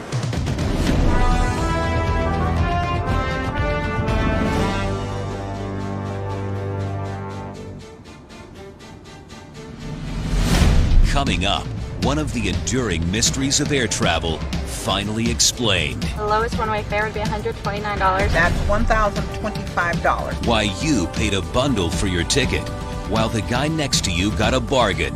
That's next, as Inside American Airlines, A Week in the Life continues. We now return to Inside American Airlines, A Week in the Life. The lowest one-way fare would be $129.30, and that would include... That's $1,025. Round trip would be $744.60. We're looking at $4,622.60. Listening to American Airlines reservations agents and the enormous array of prices and fees is enough to give you altitude sickness. So it's a $100 change fee plus the difference of fare, which is $154. Of course, if you book it with me, would be the $10 reservation service fee. They handle about 230,000 calls a day. But with ticket prices up roughly 13% over the past year, many travelers are looking everywhere for bargains, even online. American's website boasts the lowest fare guarantee. But what are you likely to find? The same baffling hodgepodge of prices. $288? Wow! Where did that come from? I usually pay $450. Christina Tronson actually did get her deal on a round-trip ticket from Hartford to Dallas on AA.com. She makes the journey several times a month, from her home in Connecticut Put your hands in the air like a roller coaster. to her office in Texas. Go over the tour bus schedule. Her latest find, that $288 fare, is one of the lowest she's seen. And the most? $1,100 for the very same seat.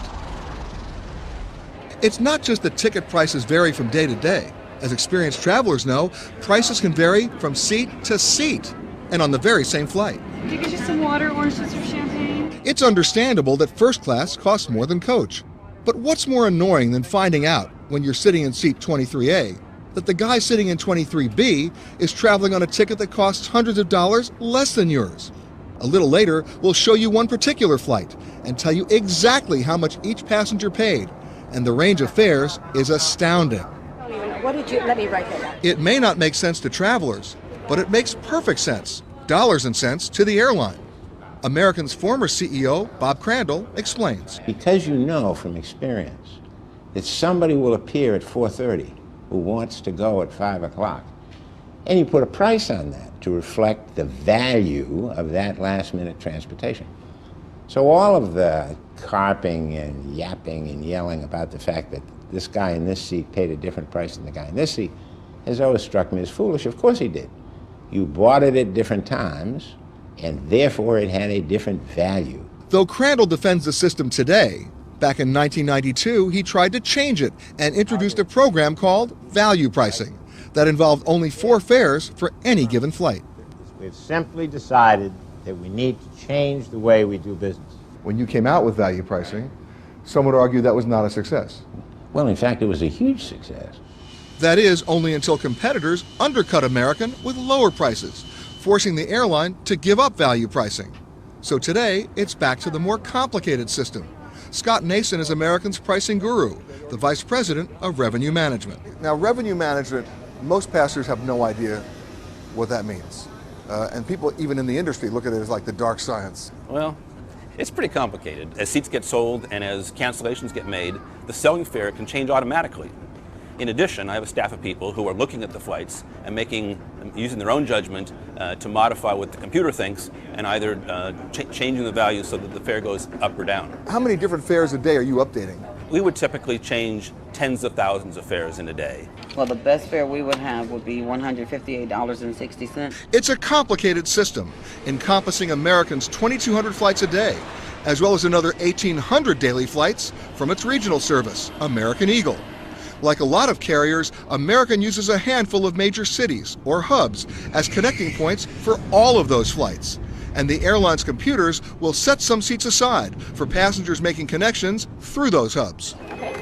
It's those long-haul passengers that are the airline's bread and butter. We may say DFW to Austin is sold out, but if you want to go from London to Austin, that same DFW to Austin flight is still available. You might hold back some of those seats because of connecting passengers. Yes, we are consciously avoiding selling short-haul local if there's any reasonable chance that it's going to displace longer-haul passengers who need that connecting spoke. To get a better idea of how American works to maximize its revenue, just take a look at American 2412, the same flight Christina Tronson takes from Dallas-Fort Worth to Hartford, Connecticut. You're going home. I'm going home. I'm going back to Hartford. And happily so. Yes, very much so. Like many of American's planes, Flight 2412 is full. In fact, it's oversold. If there are any passengers that can take a flight departing here at 5:52 in exchange for a $300 travel voucher. Thank you very much. Overselling is a common practice aimed at assuring that no seat goes unsold. Thank you, sir. And now there are even more of those seats to sell. On its 737-800s, like the one we're about to fly, American has squeezed in 6 extra seats since doing away with its More Room in Coach campaign. We'll have more room for more coach passengers than any other airline. CEO Gerard Arpey says they had to add more seats because they couldn't make up the revenue without them. What we found was people weren't willing to pay that extra $15 in coach. So now it's less room in coach. Well, it's comparable To to our competitors. So less room in coach. Equal room to Come the other on. guys. Equal room to the other guys. At this time, I invite our first-class passengers to board. But let's get back to ticket prices. Working with American, we were able to figure out how much each coach passenger on Flight 2412 paid for his or her ticket. Aside from the 9 passengers who traveled on frequent flyer miles and the 1 employee who flew free, the disparity in what people paid to fly was amazing. 10 passengers paid less than $50. 53 paid between $50 and $100. 30 between $100 and $200, 16 paid between $200 and $400, 6 paid between $400 and $700. And guess what? 5 paid upwards of $700. People like Matthew DuPont, who booked at the last minute. It's a lot of money. And Morgan Smith paid just over $800, the highest price in coach. In fact, higher than anyone even in first class. I'm lucky. I'm just happy to be on the plane going to where I'm going. That coming from a man who paid 8 times more than the guy sitting right next to him. He got a deal for less than $100. This is what American calls simplified pricing. But with 66 different fares on Flight 2412 alone, it seems pretty complicated to us. Yeah, we're at 40 miles from the airport, like our flight attendants, please prepare landing. Thank you. Aboard Flight 2412, passengers are looking forward to their arrival. And American's bean counters are already calculating how much the airline made or lost on this flight. All told, Flight 2412 brought in $26,400 in tickets, excess baggage fees, freight, liquor sales, and other revenue sources. When you subtract the $18,000 it cost the airline for fuel, maintenance, pilots, and flight attendant salaries, and other expenses, Flight 2412 was a winner, earning $8,400 for American. Though it might not sound like much, it's actually a pretty good profit for a single flight. But what's a trip from Dallas to Hartford worth to passengers? That depends on what's waiting for you when you get there.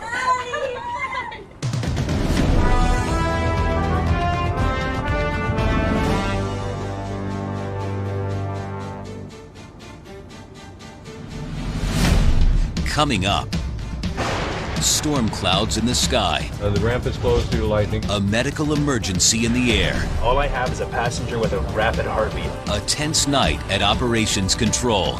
Next, as Inside American Airlines, a week in the life continues. Now, back to Inside American Airlines, a week in the life. They have a light illuminated in the cockpit, and it is requiring a maintenance check on it to see why it's lit. What's the problem?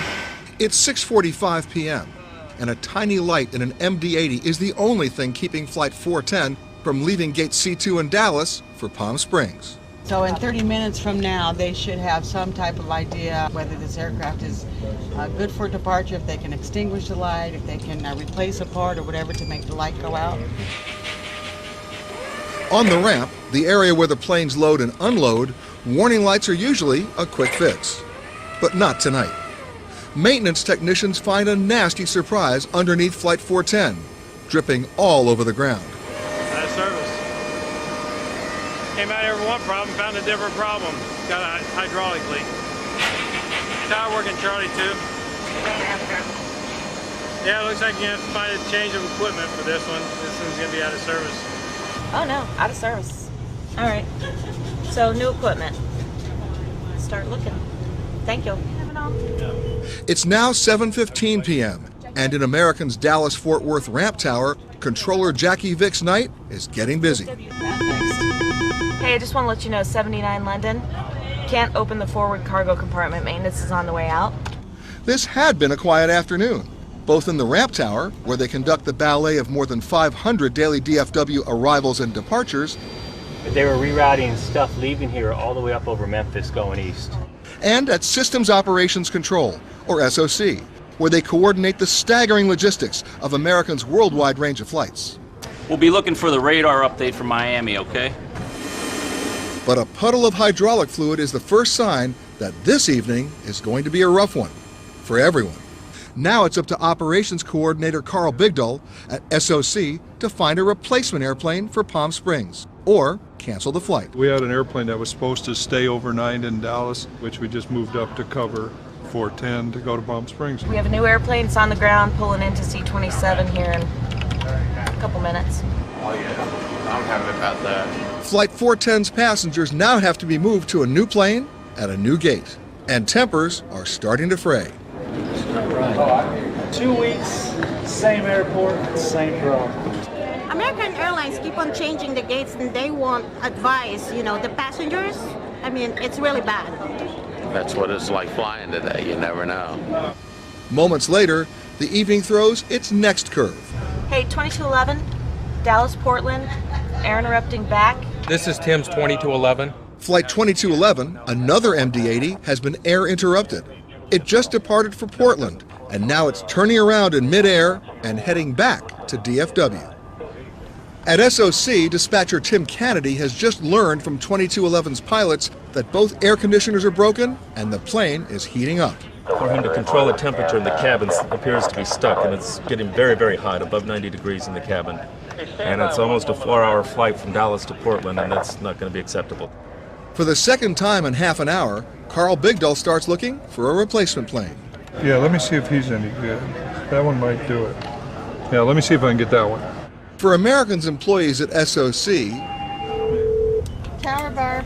In the tower, we appreciate everybody's patience tonight. At the gates, and on the ramp, unexpected problems are part of the business. 556 on Charlie 2 from Gate Control. They also know when trouble comes, it comes in bundles. And 2 minutes later, that's exactly what happens to Flight 2211. Word comes from the pilot that a passenger is having a heart problem. Well, our air interrupt now has medical emergency on board also.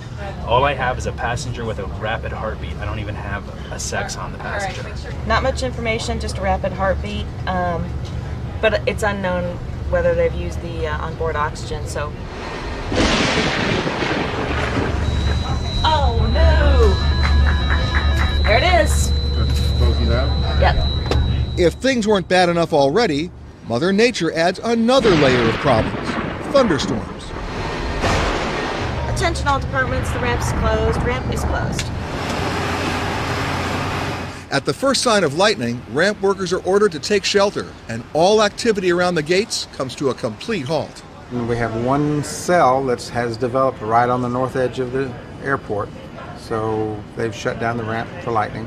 Terminal A, zones 1 and 2, all departments. The ramp is closed due to lightning in the area. The ramp is closed. Now things will get backed up because we can't load the aircraft or unload the aircraft that are actually on the ground. Thunderstorms have also closed all but one of DFW's runways. That immediately makes it tougher to land 2211. All right, 13 right's our only runway, so if he shuts it down, we're done. And he's overweight. Overweight because the flight hasn't had time to burn off its 4 hours worth of fuel. Planes landing too heavy can overheat their brakes and as a precaution can't be towed to the gate. They also have to be met by emergency vehicles. He's landing on 13 right, which is our only runway. Should be on the ground in 1 minute. Okay, he's down. Hey. He is going to taxi? Okay, good. Flight 2211's pilot determines his brakes aren't too hot and he can safely taxi to the gate. Once there, paramedics check the ill passenger, who turns out to be fine. For most, it is just one more bump to take in stride. The captain kept us advised. It was not a problem. It was uncomfortable, but it was not a problem. But while lightning continues around the DFW ramp and 2211's hot, exhausted passengers start moving to a new gate, some tempers finally reach the boiling point. No air, face tingling, people ready to pass out. They knew there was a problem before, they just took us up and drove us around Texas. That's ridiculous. I just want y'all to know that that stewardess told that captain 3 times before we left that the air was not working. And twice when we got up in the that it was not working.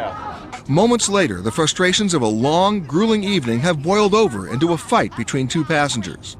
The police and the captain tell them they will not be permitted to board the replacement aircraft. And I reacted a way that I shouldn't have. I understand.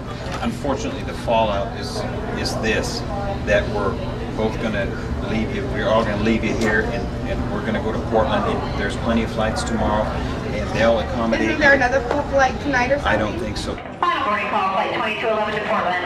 By 8:45 p.m., Flight 2211 is reboarding. The ramp has reopened, and the storms have passed, for now. Think it costs a lot to fuel your SUV? Try filling this tank. We can save $100 million, $25 at a time. How some small changes at American Airlines wound up saving big bucks. That's next. But first, he swears it's true. Robert Crandall tells a story about how he cut costs when he was CEO of American Airlines. True story. We were doing a budget in a very small Caribbean island. And there's very little flexibility in cost, and so I'm sitting there with the general manager. I did every station budget every year for 10 years.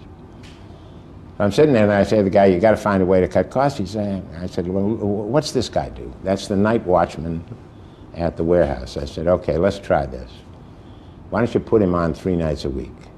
The thieves won't know what night he's on, what night he's off. Well, I think we're going to get a lot of thefts, but I'll try it.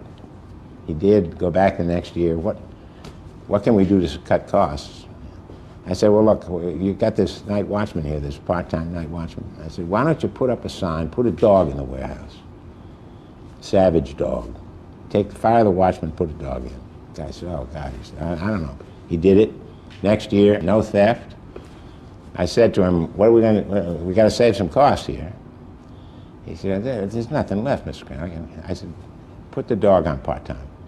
Put the dog in there 3 nights a week. They're not going to know what night he's there. Finally, the last year, I go back and I said, well, we got to save some cost. He said, I said, here's what I want you to do. Take the dog. Don't feed him all day. Make him mad. Get him growling and snarling and record it. And put the recorder in and get rid of the dog. And he did, and it worked. And that's a true story, and happened just that way. Inside American Airlines, a week in the life continues. This straw-colored liquid is the single most precious substance at American Airlines. Without it, no planes fly. Without this smelly stuff, no passengers, no jobs, no business at all. This is jet fuel, a form of kerosene called Jet A. It's now the largest expense in American Airlines' budget. Why? Well, if you think your car is a gas hog, fueling some jets is like filling up 2,000 SUVs. And can we talk mileage? How about less than 1 mile per gallon? This sound, jet fuel in the pipeline, costs Americans $7 billion a year. Back in the days of cheap oil and gas, jet fuel was also cheap. Like SUV owners, airlines filled the tank to the top and took off. But the price of oil also took off, tripling since 2001. That nearly pushed the company over the brink of financial disaster. Desperate, American gave a new assignment to a battle-hardened senior pilot, Captain Steve Cheelander. Cheelander came to American after retiring from the Air Force as a squadron commander and member of the Thunderbirds precision flying team. They said just follow the fuel process wherever it goes within the airlines and try to figure out ways to do fuel conservation. Break it down for me. The thing that impressed me the most was how much weight we carry on the airplanes and how much it costs to carry that weight. More weight burns more fuel. So Cheelander put the airline on a weight loss diet. Morning. Among the first things to go were all those multiple copies of Time, Newsweek, and Golf Digest. You made an exception for the American Airlines in-flight magazine. Well, as a matter of fact, American Way magazine has to justify its existence each year. They come to us and ask us how much it costs in fuel to carry American Way magazines on all of our flights. They tell us what the revenue is from advertising and so forth on American Way magazine, and it has to justify the cost. After the magazines, Cheelander and his team began chucking all sorts of weight off the planes. ovens that we don't use anymore, catering weight. We looked at all these airplanes and we said we carry potable water on them. Do we always use 100% of the water that's in those tanks? You know, it's to make coffee, it's to wash your hands in the lavatory, things like that. The answer is no, and we determined that we don't even use half that water on our domestic flights. And we stopped the weight at, or the water flow at 75%. That's 100 pounds on a Super 80. Reducing the weight load by just 100 pounds per plane saves 1.4 million gallons of fuel every year. And that racks up to $3 million. $3 million for magazines, $3 million for ovens, $3 million for water. Pretty soon you're saving some real money. What I learned was that we can save $100 million, $25 at a time. That became the company's mantra. No detail was too small if it saved money. They even calculated the cost of a cup of coffee.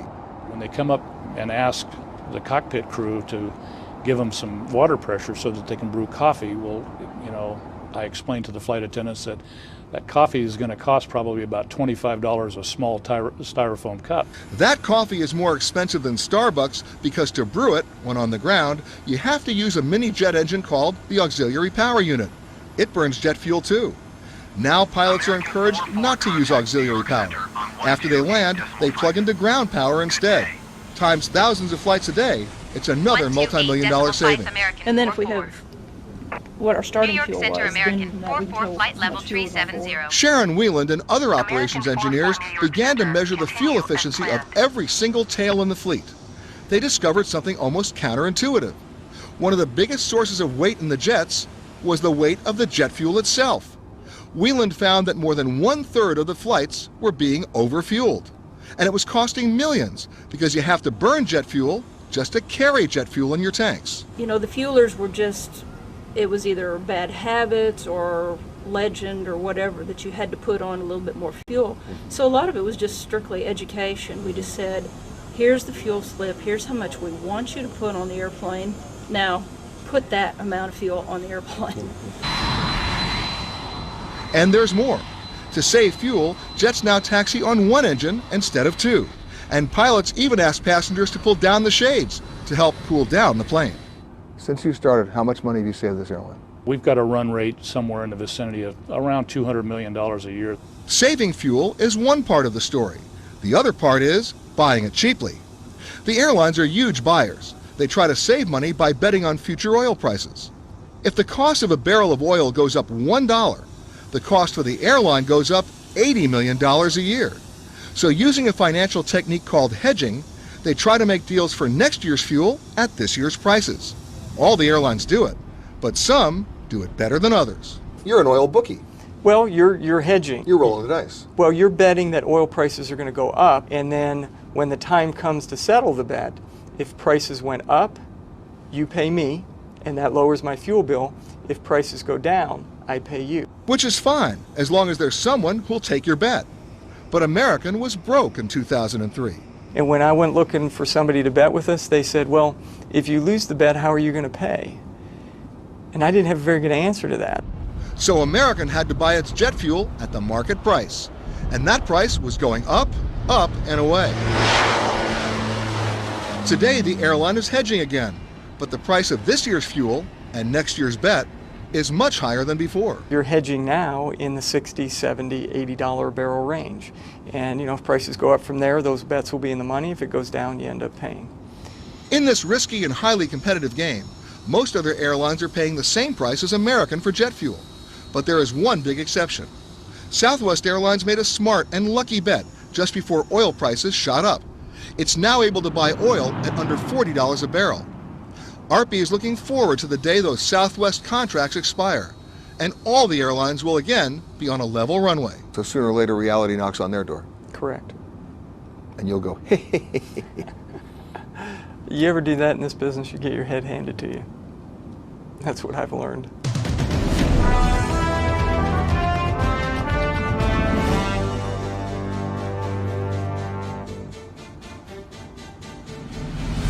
Coming up, go inside the belly of the beast. If you ever saw what it looked like when it was in pieces, you would never get back on one. How they rip a plane apart to make sure it stays together in the air.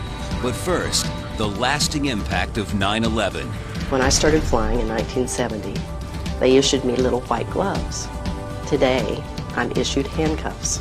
That's next, as Inside American Airlines, A Week in the Life continues. We now return to Inside American Airlines, A Week in the Life. Tucked away in this courtyard on the grounds of the American Airlines Flight Academy in Fort Worth, Texas, is a humble marker for a monumental tragedy. A memorial honoring members of the American Airlines family killed in the 9/11 terror attacks. 13 of American's people were among the 92 killed aboard American Airlines Flight 11, which was flown into the North Tower of the World Trade Center. 11 members of the American Airlines family were among the 64 who perished when Flight 77 slammed into the Pentagon. Even now, American Airlines is struggling to come to grips with that fateful day. And reluctance to talk about it starts at the very top. CEO Gerard Arpey. Tell me what you did that day.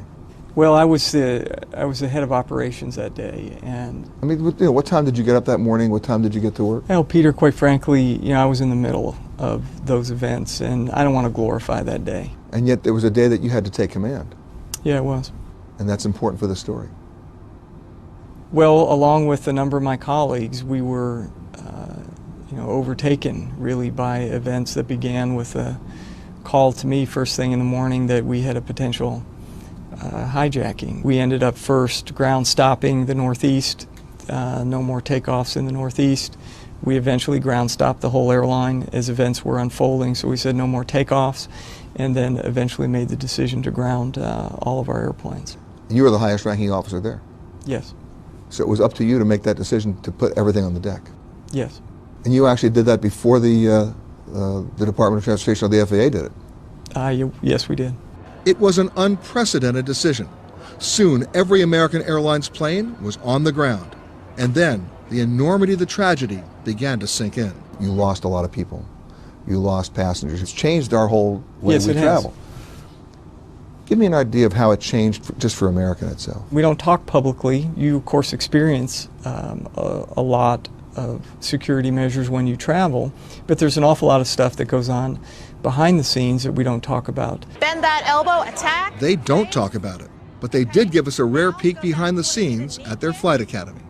This may look like some kind of bizarre couples therapy. Take a step towards this direction, attacking with this arm. But what you are actually witnessing is a self-defense class that is part of Americans' mission to defend the cockpit. Try to keep distance between you and the attacker.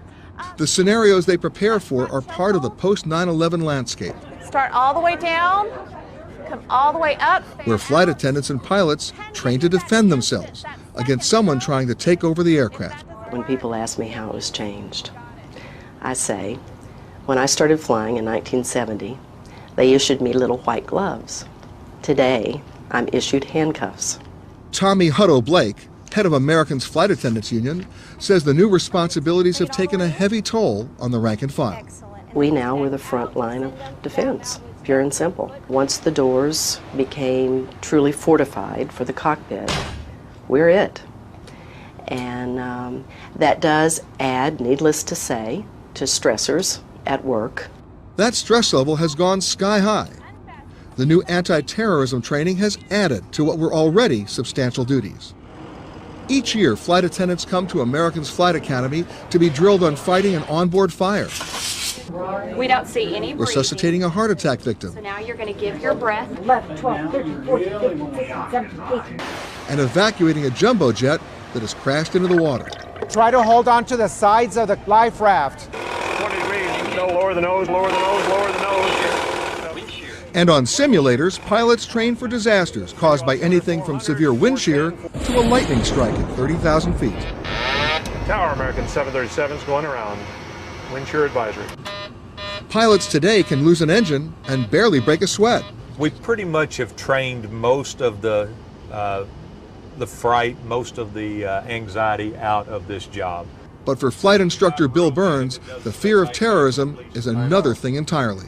More and more of the fun of the career is taken away because of the responsibilities that we now face. As captains, we have to be ultimately aware of everything that's going on the airplane, the security issues, who's on our airplane, who our crew members are back there, do we have any special guests in the way of air marshals? Well, there's a lot more things to think about now.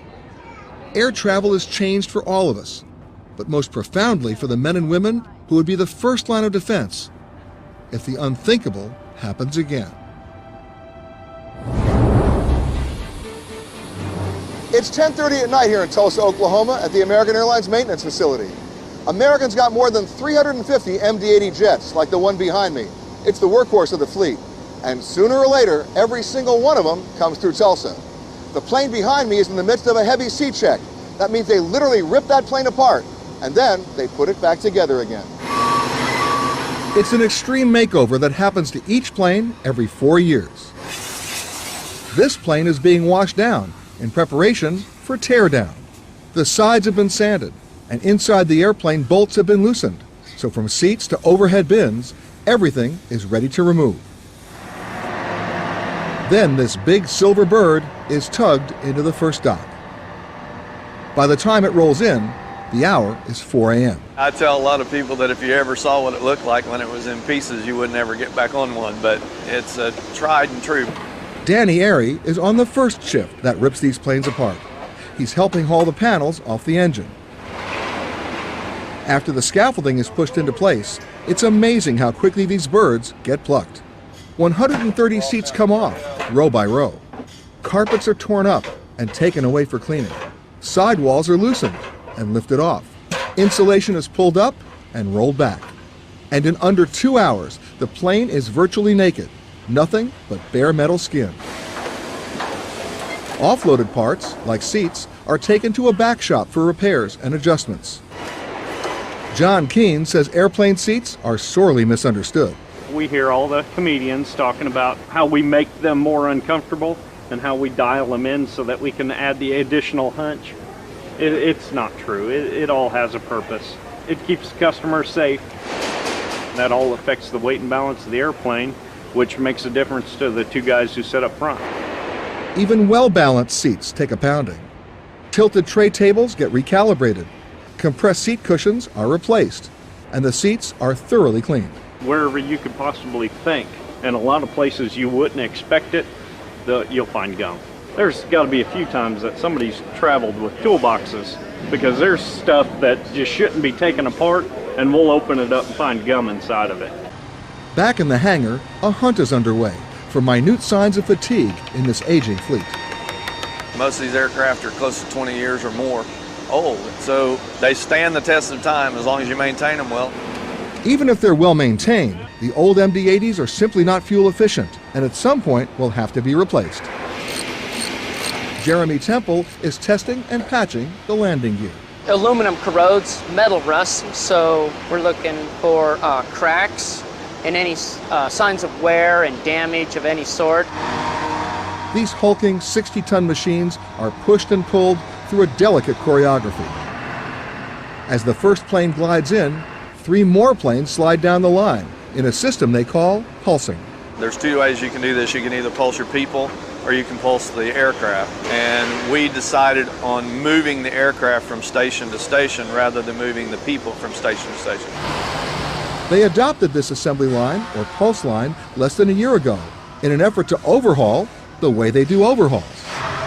While the number of workers was cut by 40%, the pace has sped up. We've been trying to cut down from what took 18 to 20 days to do to 12 days.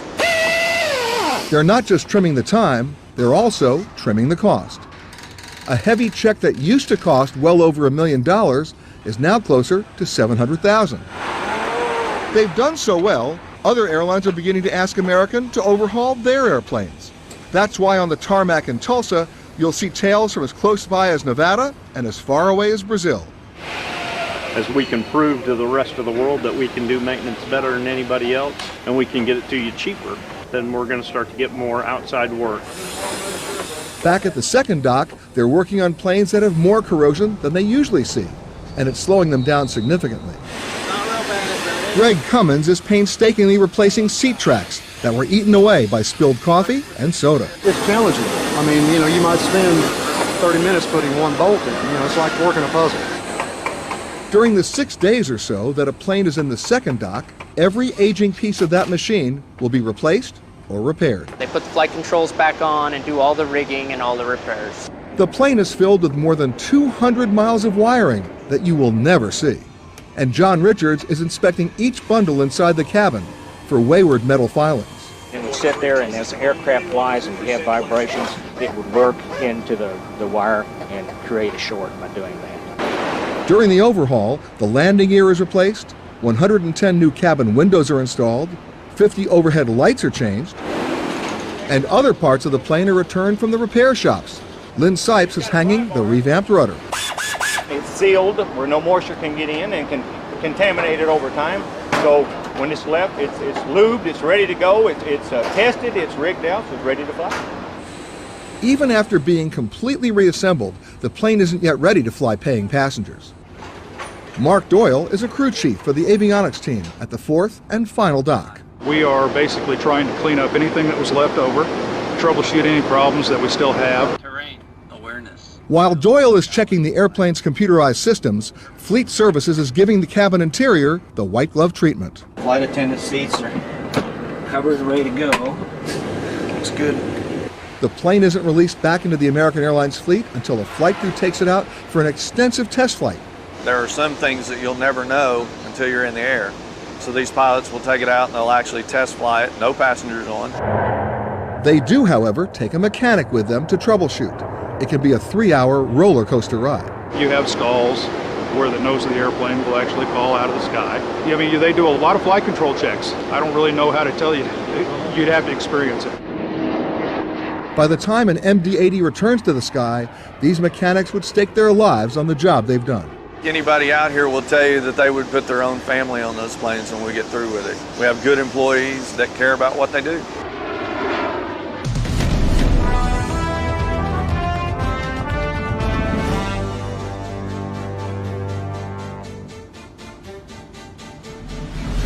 Coming up, 300,000 pieces of luggage a day. 99.2% of the time, those bags travel exactly as planned with the customers.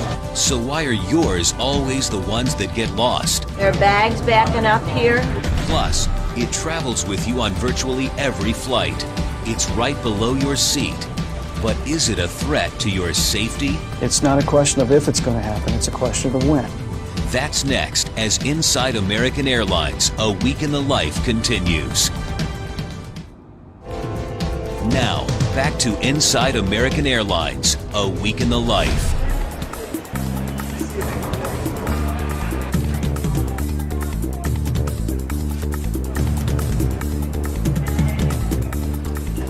What, 3 more? No. We had 7, 5 more. In Airlines We Trust, at least when parting with our bags at check-in, confident they'll be waiting for us on the other end. With tighter security constraints for carry-ons, travelers are checking more bags when they fly. That means luggage is piling up, especially at airline hubs like American's Dallas-Fort Worth. On an average day, American Airlines handles almost 300,000 pieces of luggage. And whatever your experience has been, they boast of an almost perfect record. Bob Glazer runs American's baggage operation at Dallas-Fort Worth. Probably to the tune of 99.2% of the time, those bags travel exactly as planned with the customers. 99% sounds pretty good, but what that means is that something still goes wrong with 2,400 bags every day. And we know what you're thinking. It's always your bag. Oh, you got an extra What's bag? amazing is that any bag makes it on the plane on time, considering that after you leave it at check-in, it takes a journey through tunnels, down beltways, through security screening before finally making it to the ramp for loading. About 20% of the bags American handles each day come through the airline's hub in Dallas. American serves about 60,000 to 70,000 customers every day at the Dallas-Fort Worth Airport. And typically, each customer has in the past checked about 1 bag on average. 2/3 of the bags handled by American at Dallas-Fort Worth are transferring to connecting flights, making for a constant time crunch. When customers have more than 1 hour connect time and we can use the baggage system to help transfer the bags, the guys input the bags into this system and it's sorted through the system and taken out to the appropriate gate. 800 miles to the north, at Chicago's O'Hare, Over 15 miles of track carry between 30 and 60,000 pieces of luggage every day. Starts at the ticket counter, goes to the piers, through the system. Here's the system. Bags are routed down 20,000 different shafts to one of 40 piers. All watched closely at this multi-monitor control center to avoid hiccups. There are bags backing up here. There's a jam right here that I just called out to the mechanic. The mechanic will go down and clear this jam. Seems simple enough. American likes to think so. But what about lost bags? Delayed bags? This is why everybody needs to be at the airport early. American says that one reason for the snafus, passengers just don't check in on time, or there's a misconnect at the hub. The most typical occurrence would be during the connection at the hub. Perhaps we didn't have just enough time to get it unloaded from one plane, transferred and loaded on another airplane. Sometimes we run out of time just a little bit. TSA screening and customs procedures can also hold up a bag. But for the rest, it's a happy reunion. And that, for American's ramp teams, is all in a day's work. Average thing, every day, goes just like that. The American Riviera, Little Cuba, the Magic City, the Sixth Borough, Cocaine Capital. There are as many nicknames for Miami as there are brands of sunblock. In little more than 100 years, a tropical swamp has become the 6th largest metropolis in the U.S. The launching point of the city's success? Miami International. In the 1990s, American Airlines dramatically enlarged its Miami hub, buying all the routes and gates from defunct airlines like Eastern and Pan Am. Now the airline is Latin America's dominant U.S. carrier and has earned the city of Miami another nickname, Gateway to the Americas. The airline transports millions of passengers a year through Miami, and something else, something very profitable. What it's carrying, in addition to passengers, is cargo. 360 million pounds of it each year on passenger aircraft. Virtually every time you fly, it's there in the plane's belly, just beneath you. Each day, 1 million pounds of cargo passes through this American Airlines warehouse in Miami. Flowers from Colombia, cooking ranges from Amsterdam, shoes from Madrid, even auto parts from Brazil, and at least one crate stamped with the name Jim Wilson.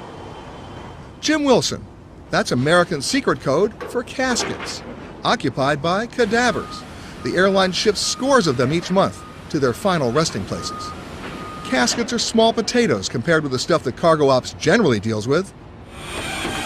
This afternoon, Miami cargo manager Dan Agostino and his crew are prepping a 20,000-pound shipment for Dallas. This is for our flight 1945, which departs at 4 o'clock to DFW, and it's our 777 service. And what it allows us to do is connect traffic out of Latin America, along with local traffic, to our DFW hub and beyond. Right here is traffic that's going to Honolulu, suntan lotion, traffic that came out of Brazil this morning, which is machinery parts going to Dallas, leather for cars, and tropical flowers that came up from San Jose, Costa Rica yesterday to travel on to Dallas to go to Toronto, Canada. But there's more to airlifting cargo than just tossing stuff in the hold. Each pallet is barcoded, weighed, then packed into a container. Then the computer analysis begins. The containers are ferried across the airfield to the Dallas-bound 777. They're strategically placed in the belly of the aircraft to optimize balance and fuel consumption. What we do is we put each container into a load plan, okay? And that is in what position each of the containers and or bags is going to be loaded in the plane. By far, American's biggest cargo customer, through rain, snow, sleet, and hail, is someone you use every day, the U.S. Postal Service. Like this mail is coming from Kennedy, and it's going to go to Bogota. Right. Roughly about 200,000 pounds a day of mail. That's domestic and international. And that's all revenue for America? All revenue for American. Here in Miami, American is continuing a tradition that started in 1929, when Charles Lindbergh flew a Sikorsky S-38, inaugurating airmail service to San Juan. When you think about it, that's how the airlines got started. You got started hauling the mail. This is the first thing we were carrying. They get our highest boarding priority. This has to fly. This has to fly behind the bags. The bags always get boarding priority, but the mail flies next. We handle on average about 1 million pounds a day. So if my mail gets lost, I get to blame you guys. Come on, do well, We're a piece of that chain. You're a piece of the chain. And this is how it comes into us every day. Post office packs it, they give it to us, and this is how we transport it for them. Okay, now, stupid question. Who inspects it? This type of mail is not inspected. In this whole process, this kind of mail doesn't get inspected. Correct. Okay. Or maybe it's not okay. It's not only the mail that goes largely uninspected, most of the rest of the cargo also goes uninspected. Less than 10% of all cargo on passenger airlines is screened. That's the same cargo flying along with you on the plane. For American Airlines, that means millions of pounds of freight each year are flown with little more than the word of the shipper that the contents are safe. The Transportation Security Administration relies on something called the Known Shipper Program, which allows only registered shippers in good standing to transport goods on passenger aircraft. There are many issues that are troublesome on the cargo side, particularly for aviation security. Captain Gary Betcher says TSA's Known Shipper Program is a disaster waiting to happen. He's a 21-year veteran of American Airlines and president of the Coalition of Airline Pilots Associations. The Known Shipper Program is a major contentious issue with the pilot group all across this nation. The program has about 1.5 million participants. To date, the TSA has only validated a third of those.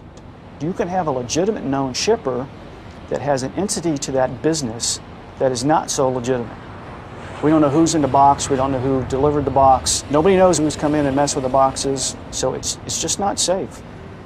The TSA declined to discuss details of its cargo inspection procedures, but insisted to us that cargo is safe. American CEO Gerard Arpey also insists that cargo is safe and says his airline actually exceeds TSA's inspection requirements.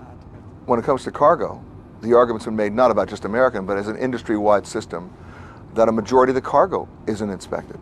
Well, Peter, I think the better way to, at least the way that I would come at it is, there is a security regime in place for everything.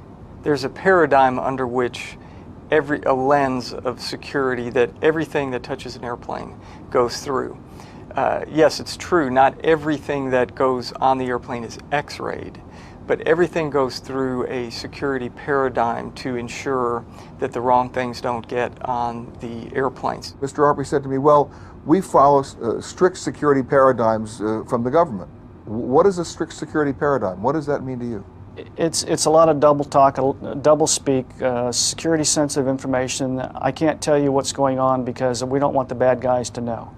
We don't have a risk-based assessment of cargo in place today because the airlines, the cargo carriers, don't want to slow down the inspection process for the millions of pounds of cargo they move nightly. It's not a question of if it's going to happen, it's a question of when. And when the system fails, we're the ones who die.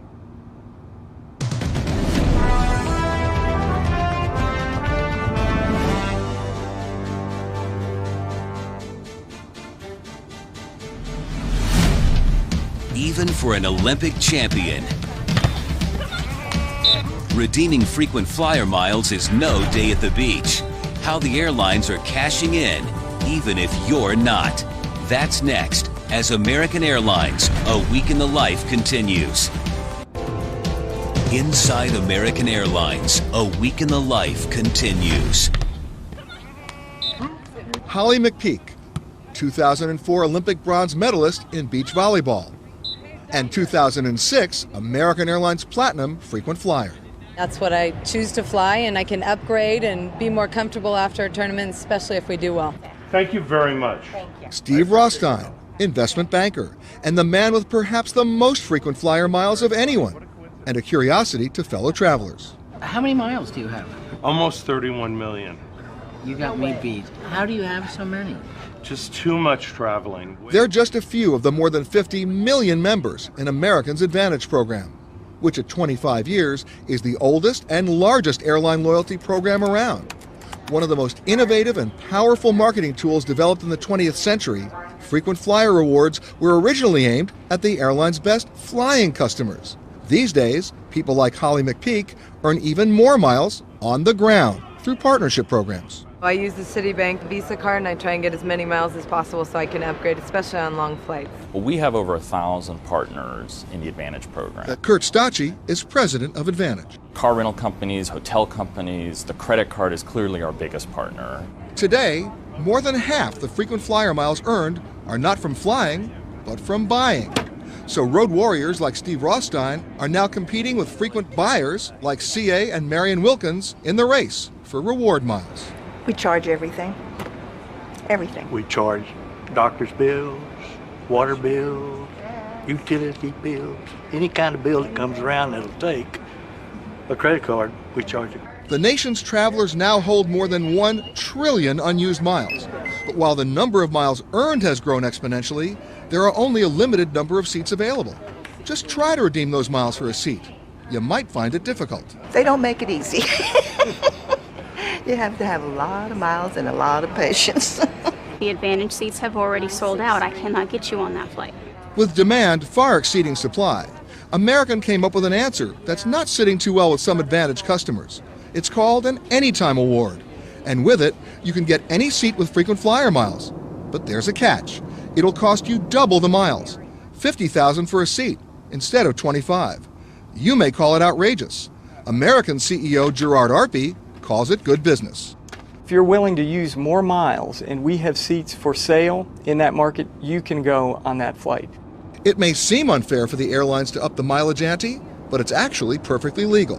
In the automobile industry, that would be bait and switch, and people go to jail for that. But I don't think it's bait and switch, because I think in all of our promotional material for Advantage, we make it clear that if you want to go at peak time and you don't want to use extra miles, you have to book well in advance in order to get those seats.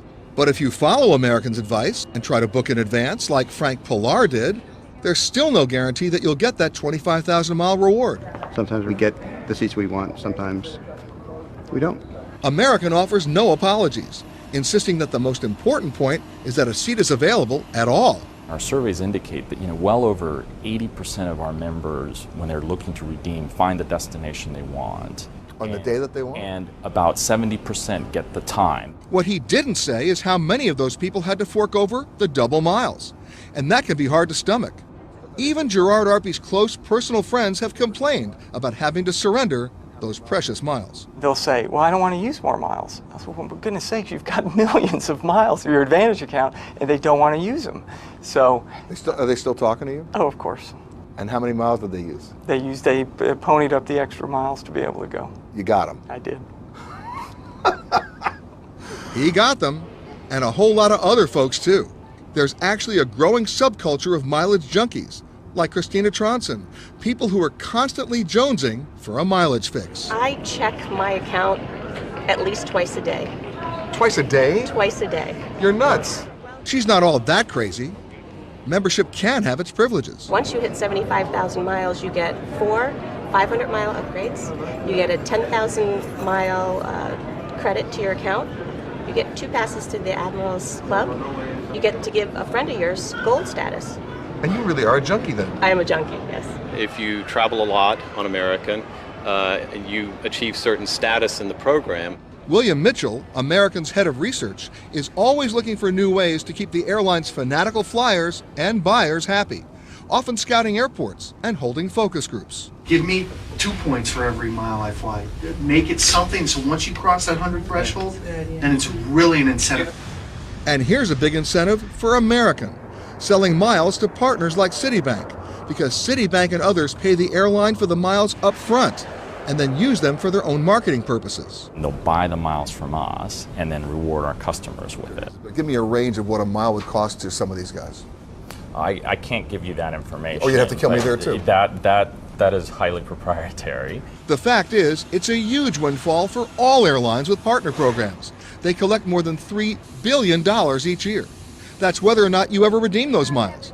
In fact, the airlines are counting on the likelihood that a third of the more than 1 trillion outstanding miles will never be used.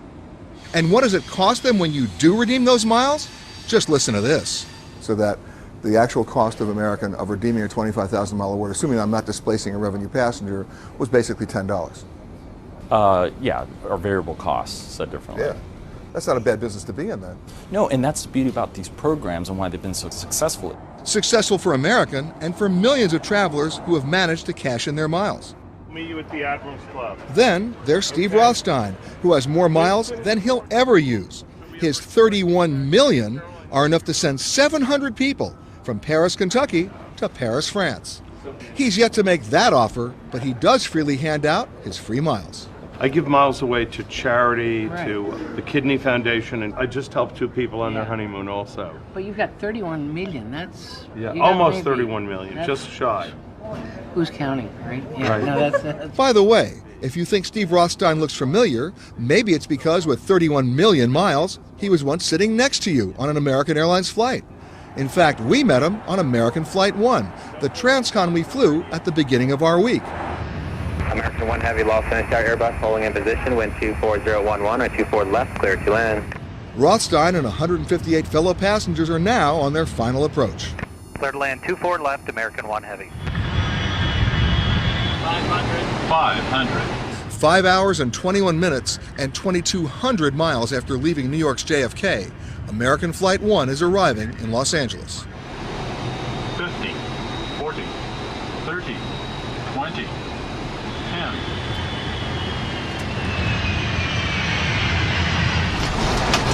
Deploy.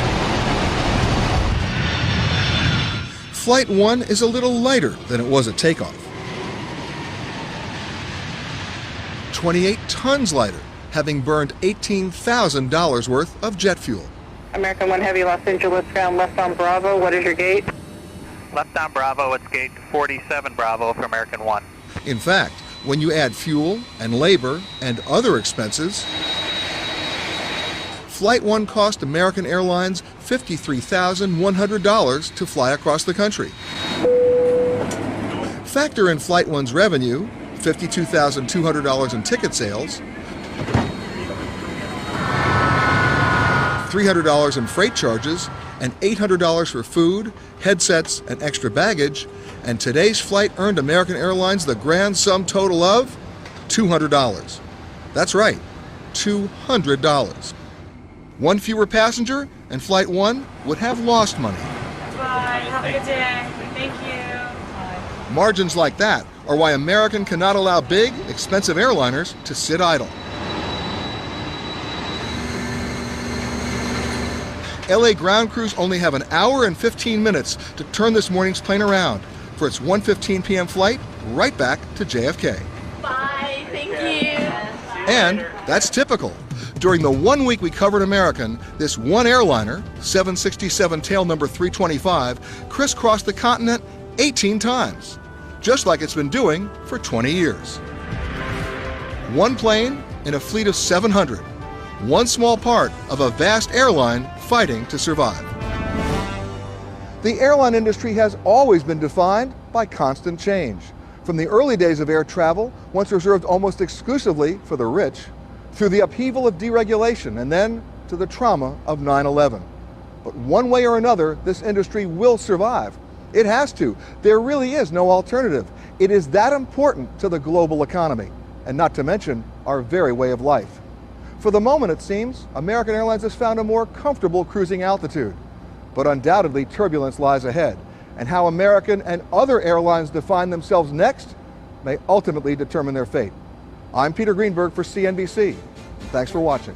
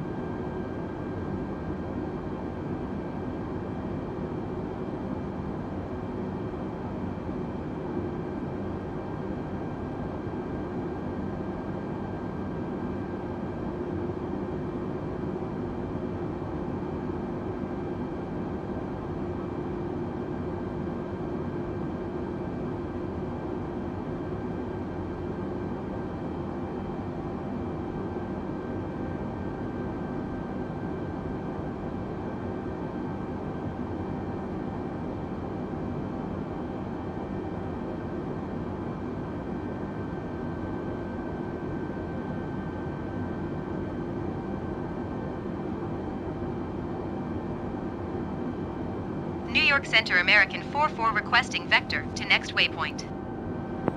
American 44, turn right heading 145, resume on navigation.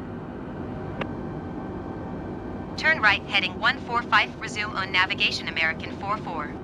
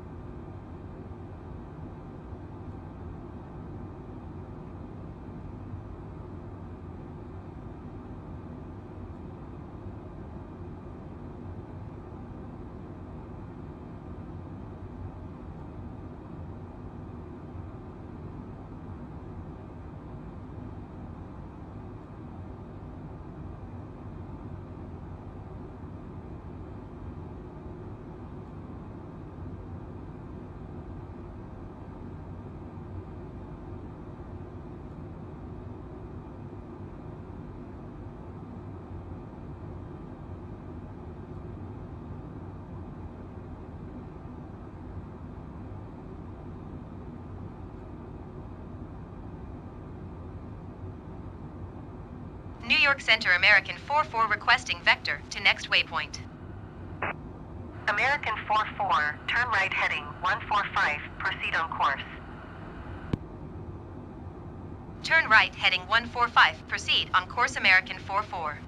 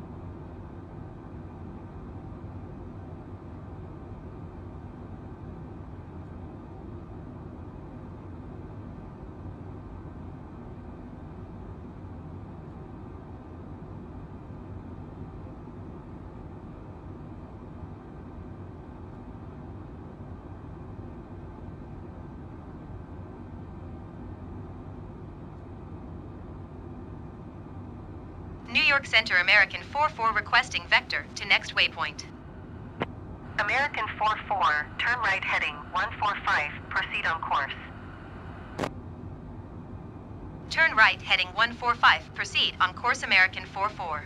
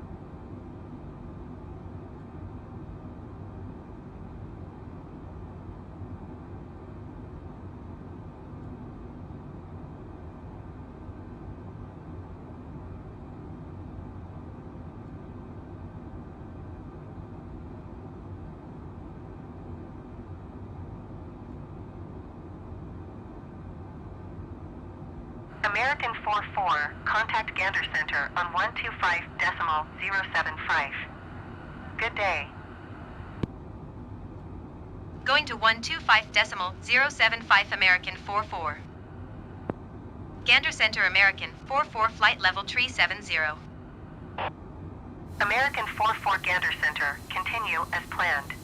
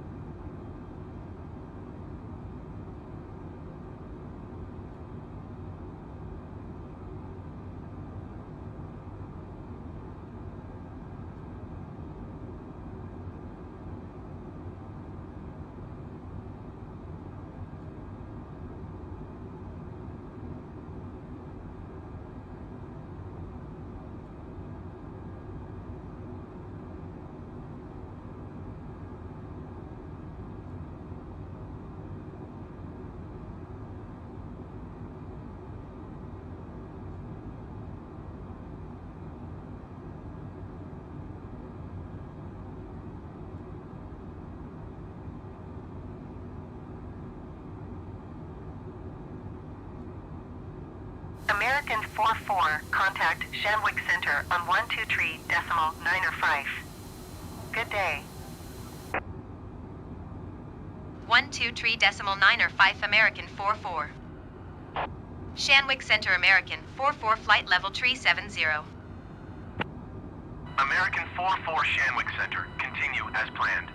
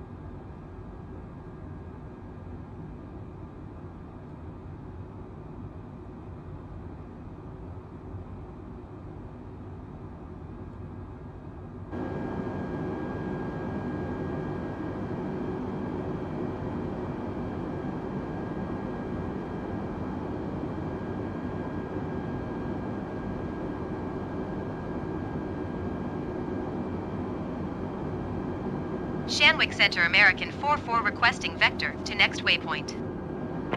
American 44 continue to bed returning and following heading 135, resume own navigation. Continue to bed returning and following heading 135, proceed on course American 44.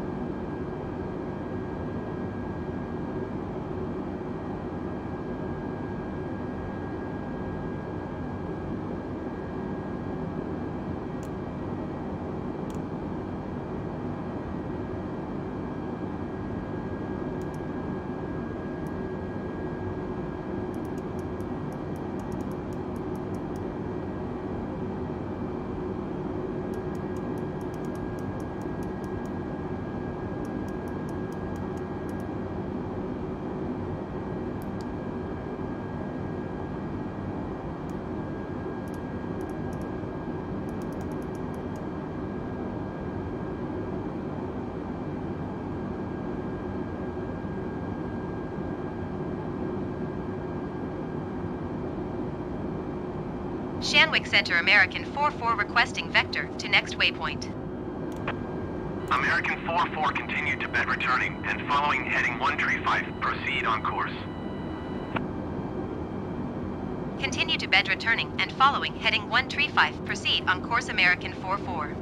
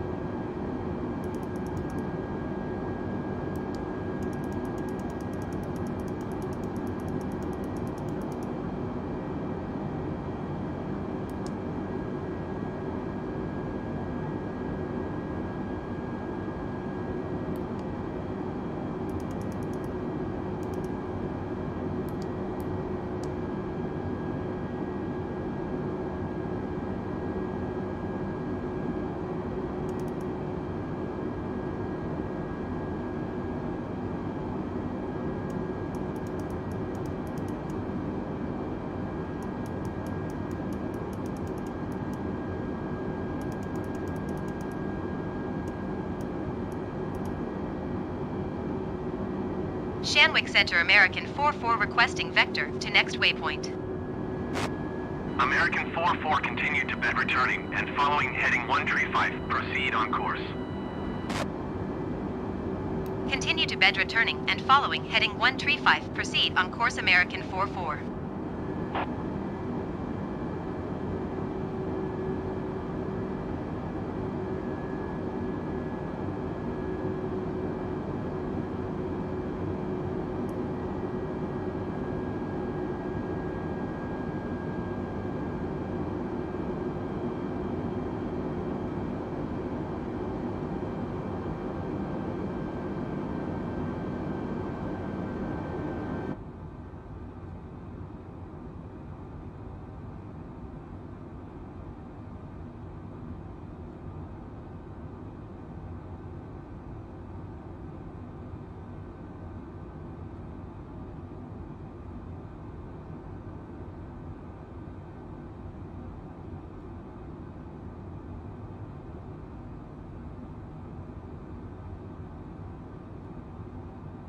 Shanwick Center American 44 requesting vector to next waypoint. American 4-4 continue to bed returning and following heading 060. Continue to bed returning and following heading 060 American 44.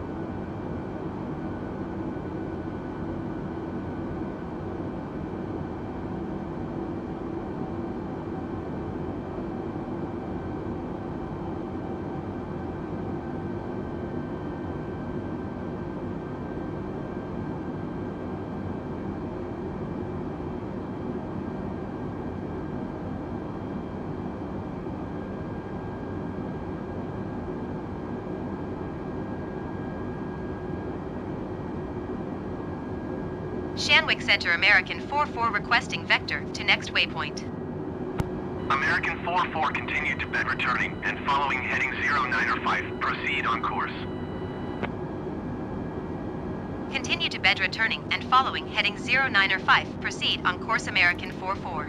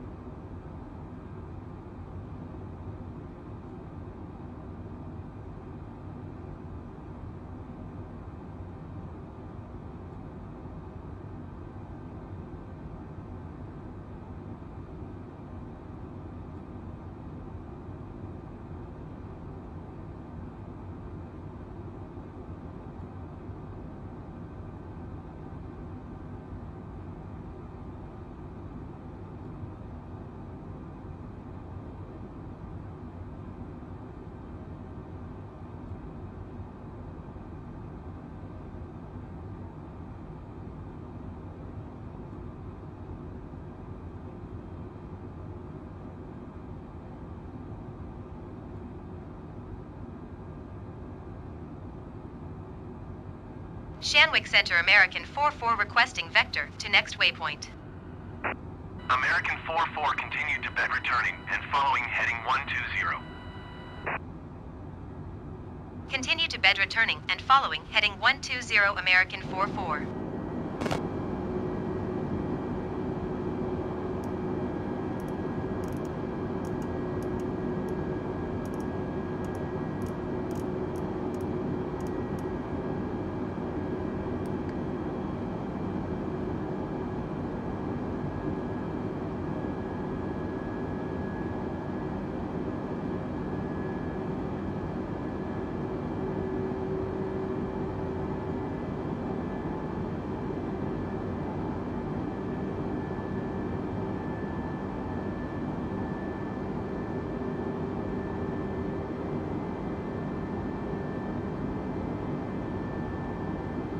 Shanwick Center American 44 requesting vector to next waypoint.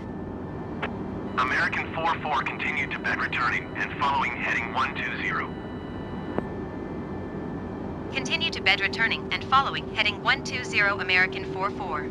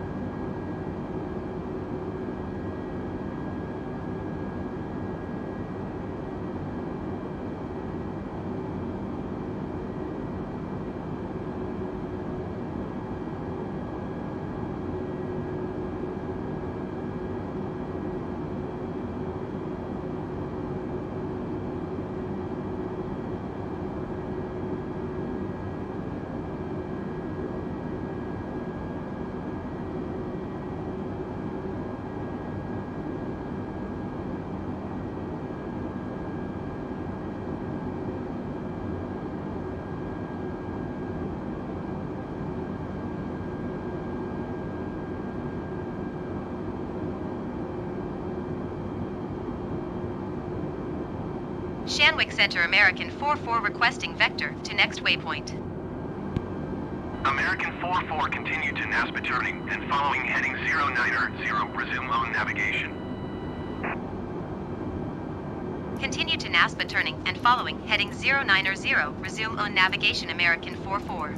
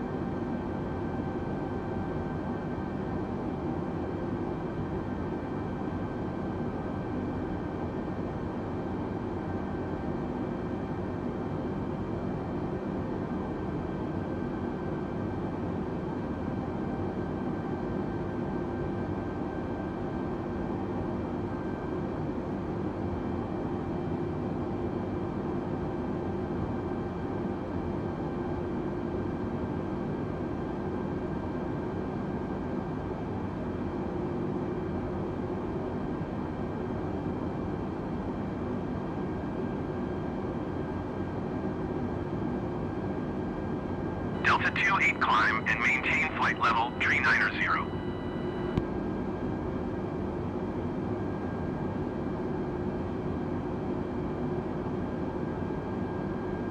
Climb and maintain flight level 390 Delta 28.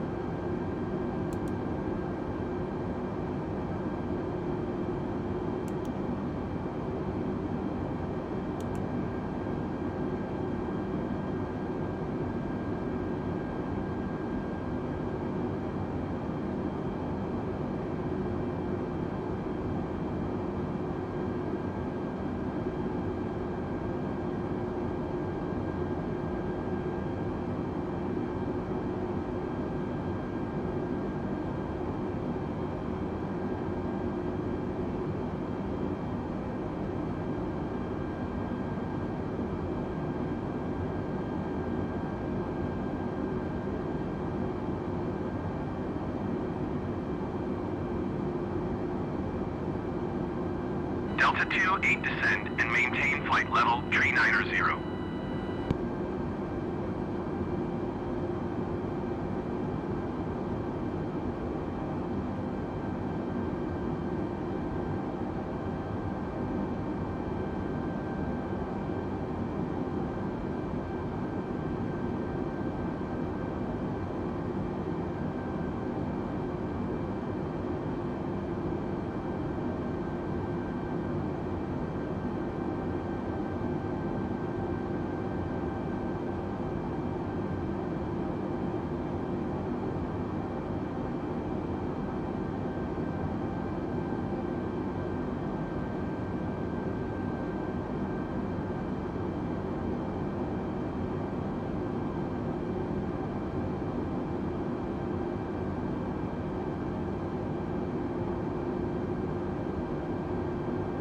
Delta 28 climb and maintain flight level 390.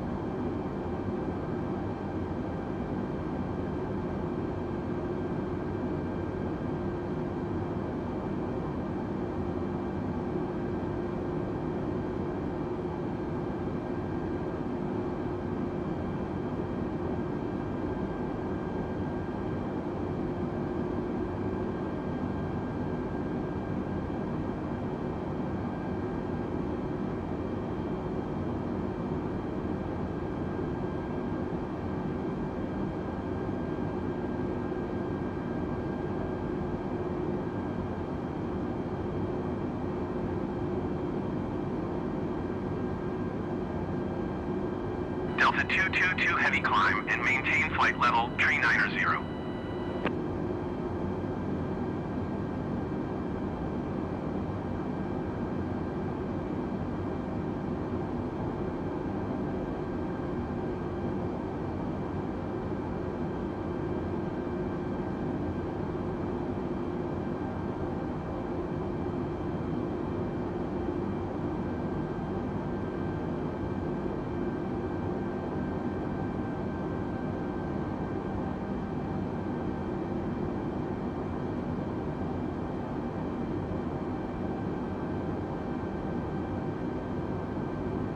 Delta 222 heavy climb and maintain flight level tree 90.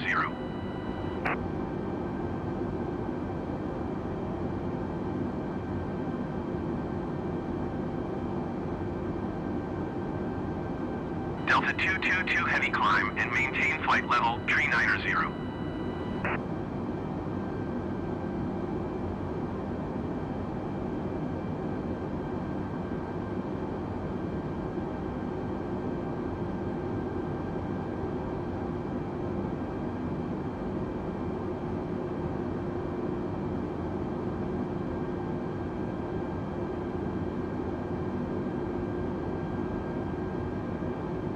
Delta 222 heavy climb and maintain flight level tree 90.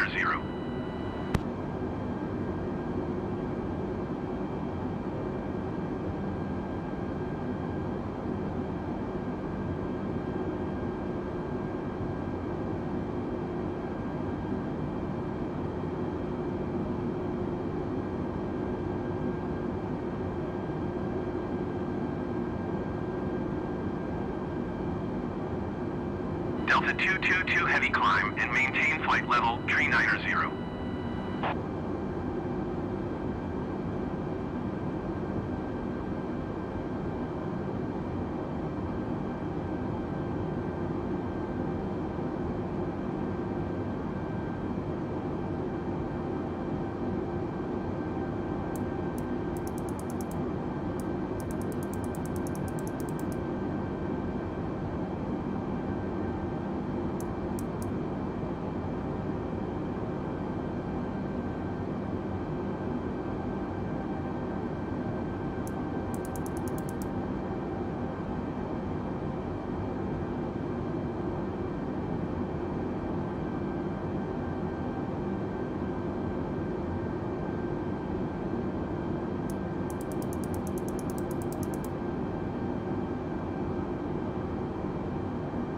Delta 222 heavy climb and maintain flight level tree 90.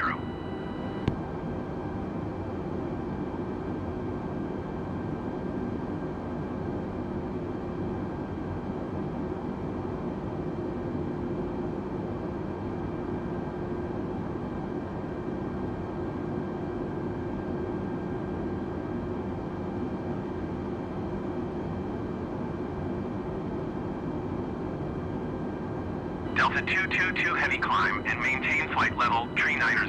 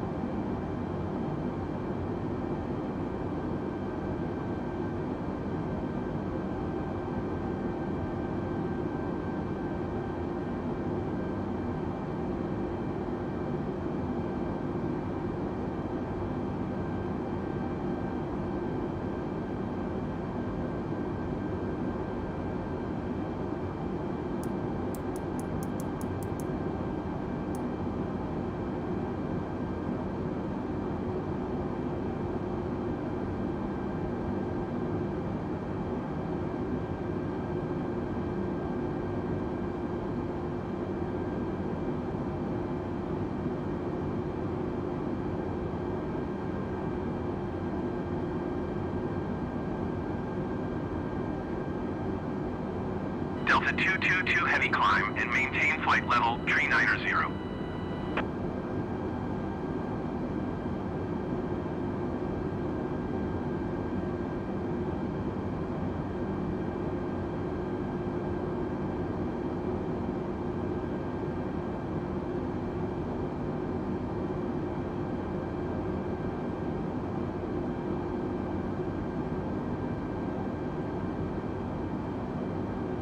Delta 222 heavy climb and maintain flight level tree 90.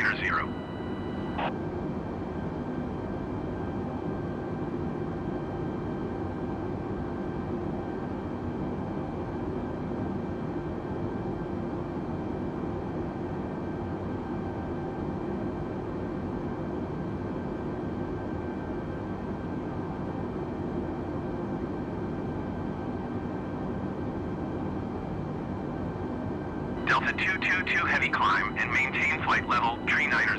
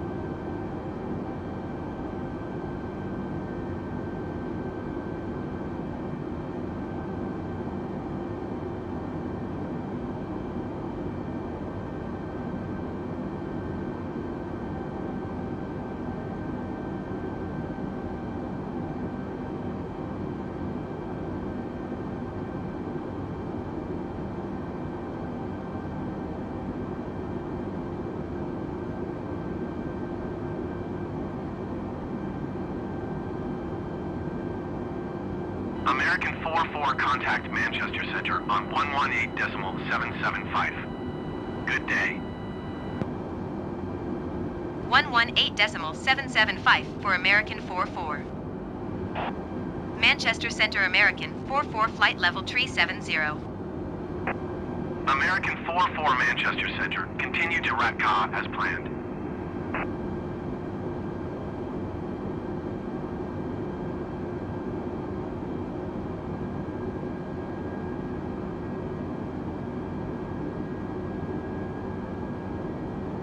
Delta 222 heavy climb and maintain flight level 390.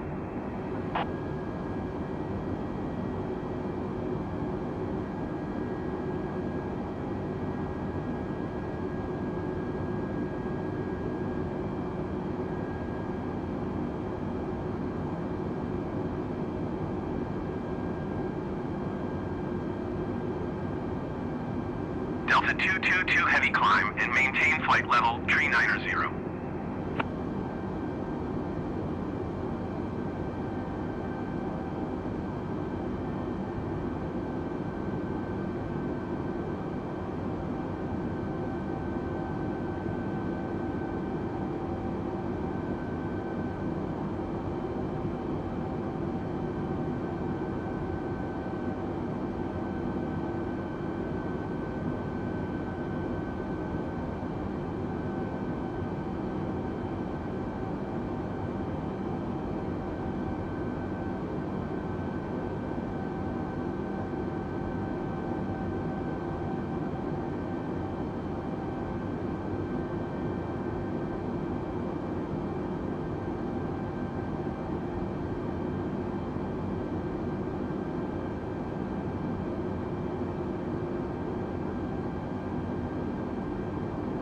Delta 222 heavy climb and maintain flight level 390.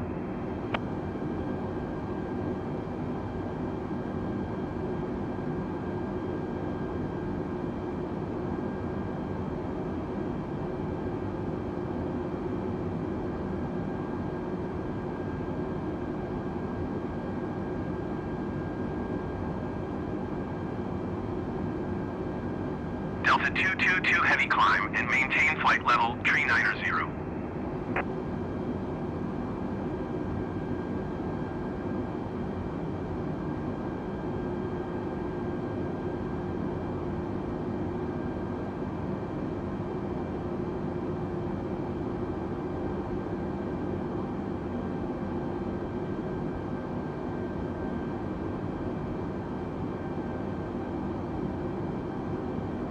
Delta 222 heavy climb and maintain flight level 390.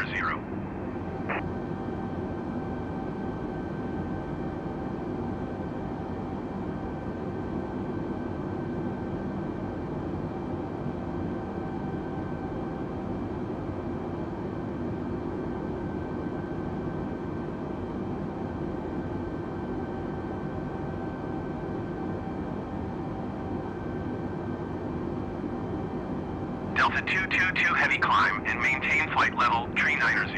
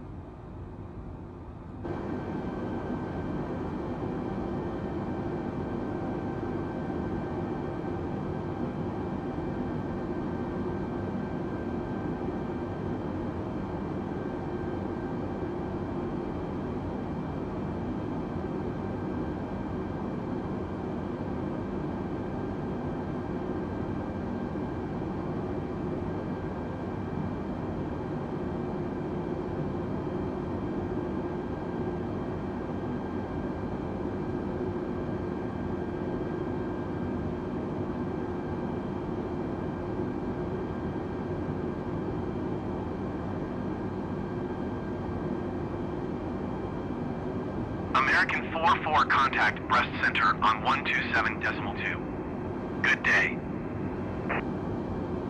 127.2 for American 4-4.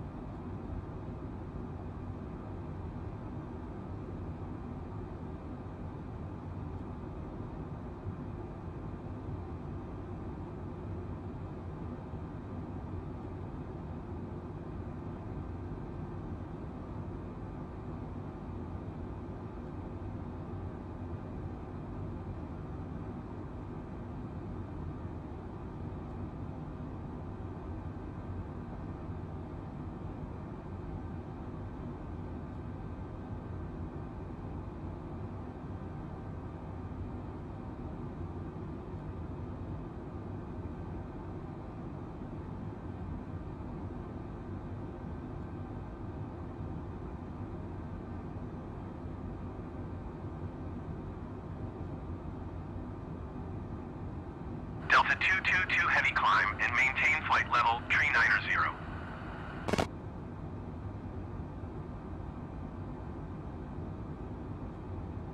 American 44 Breast Center, continue to Juliet Sierra Yankee as planned.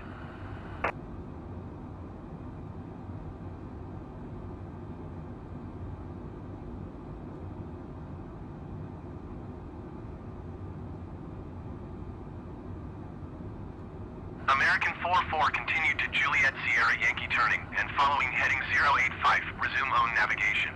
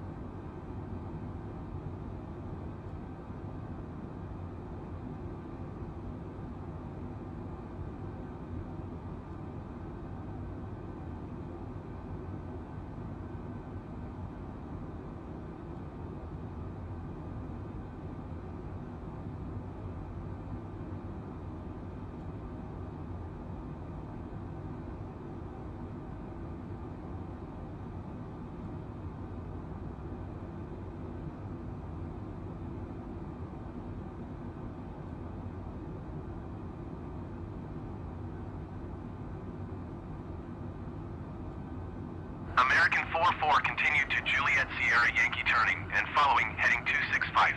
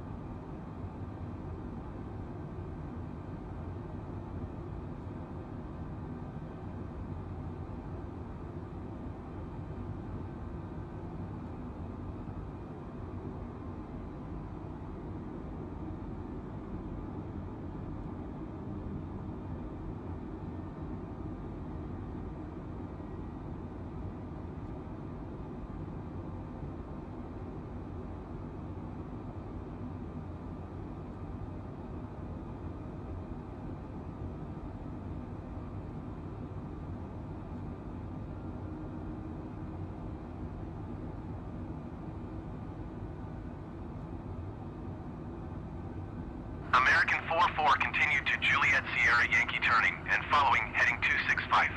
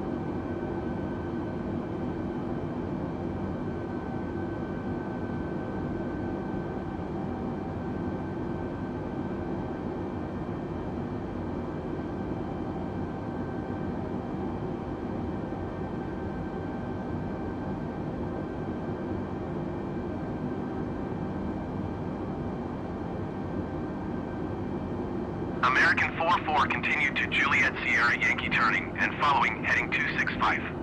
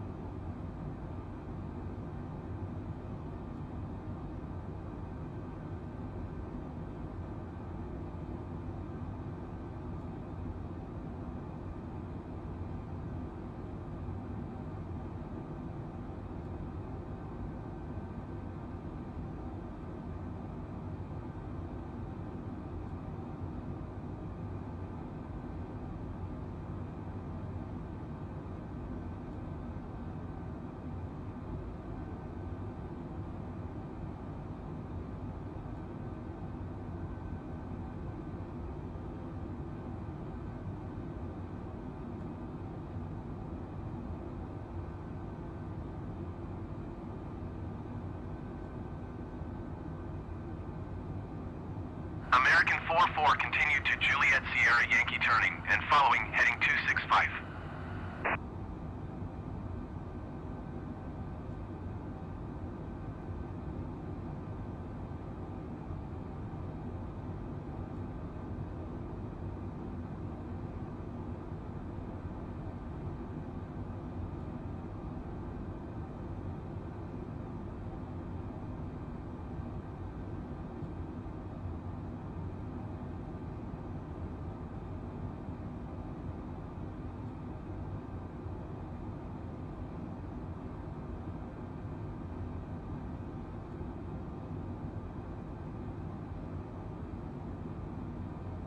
American 44 continue to Juliet Sierra Yankee turning and following heading 265.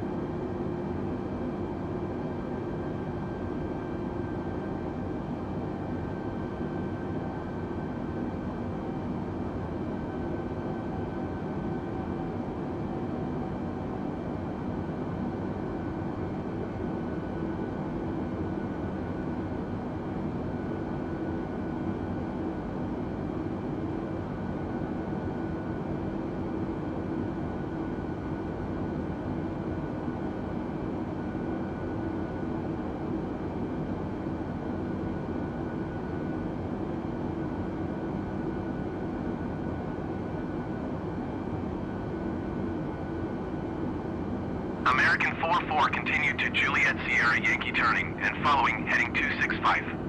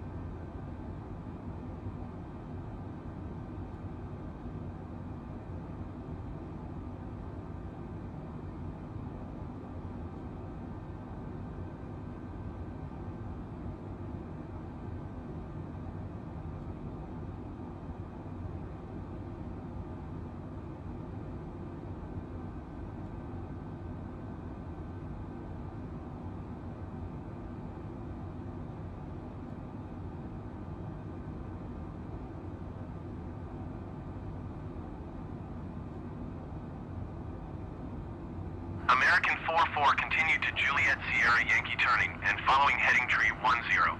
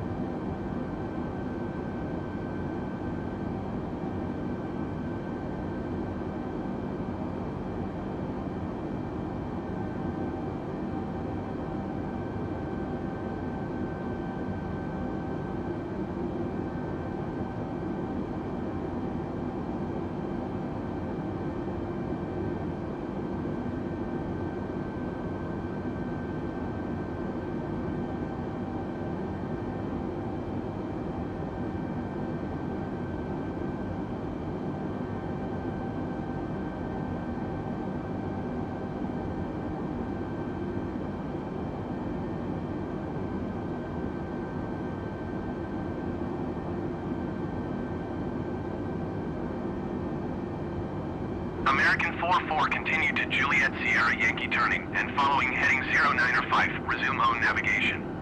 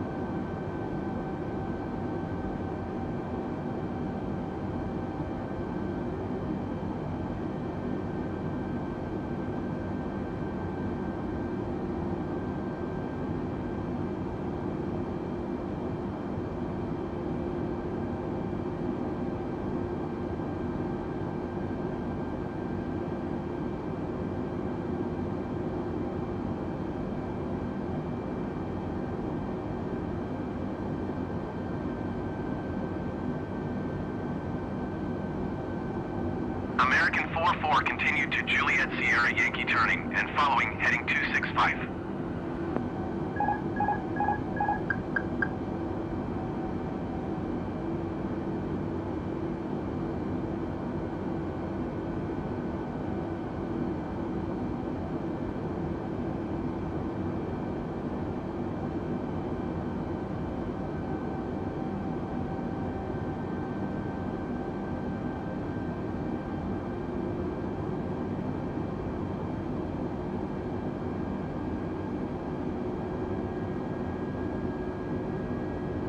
American 44 is cleared to De Gaulle Airport as filed. Squawk 1705. American 44 read back correct. Radar contact flight level tree 70. Continue to Ingler turning and following heading 085. Resume own navigation descent and maintain flight level 290.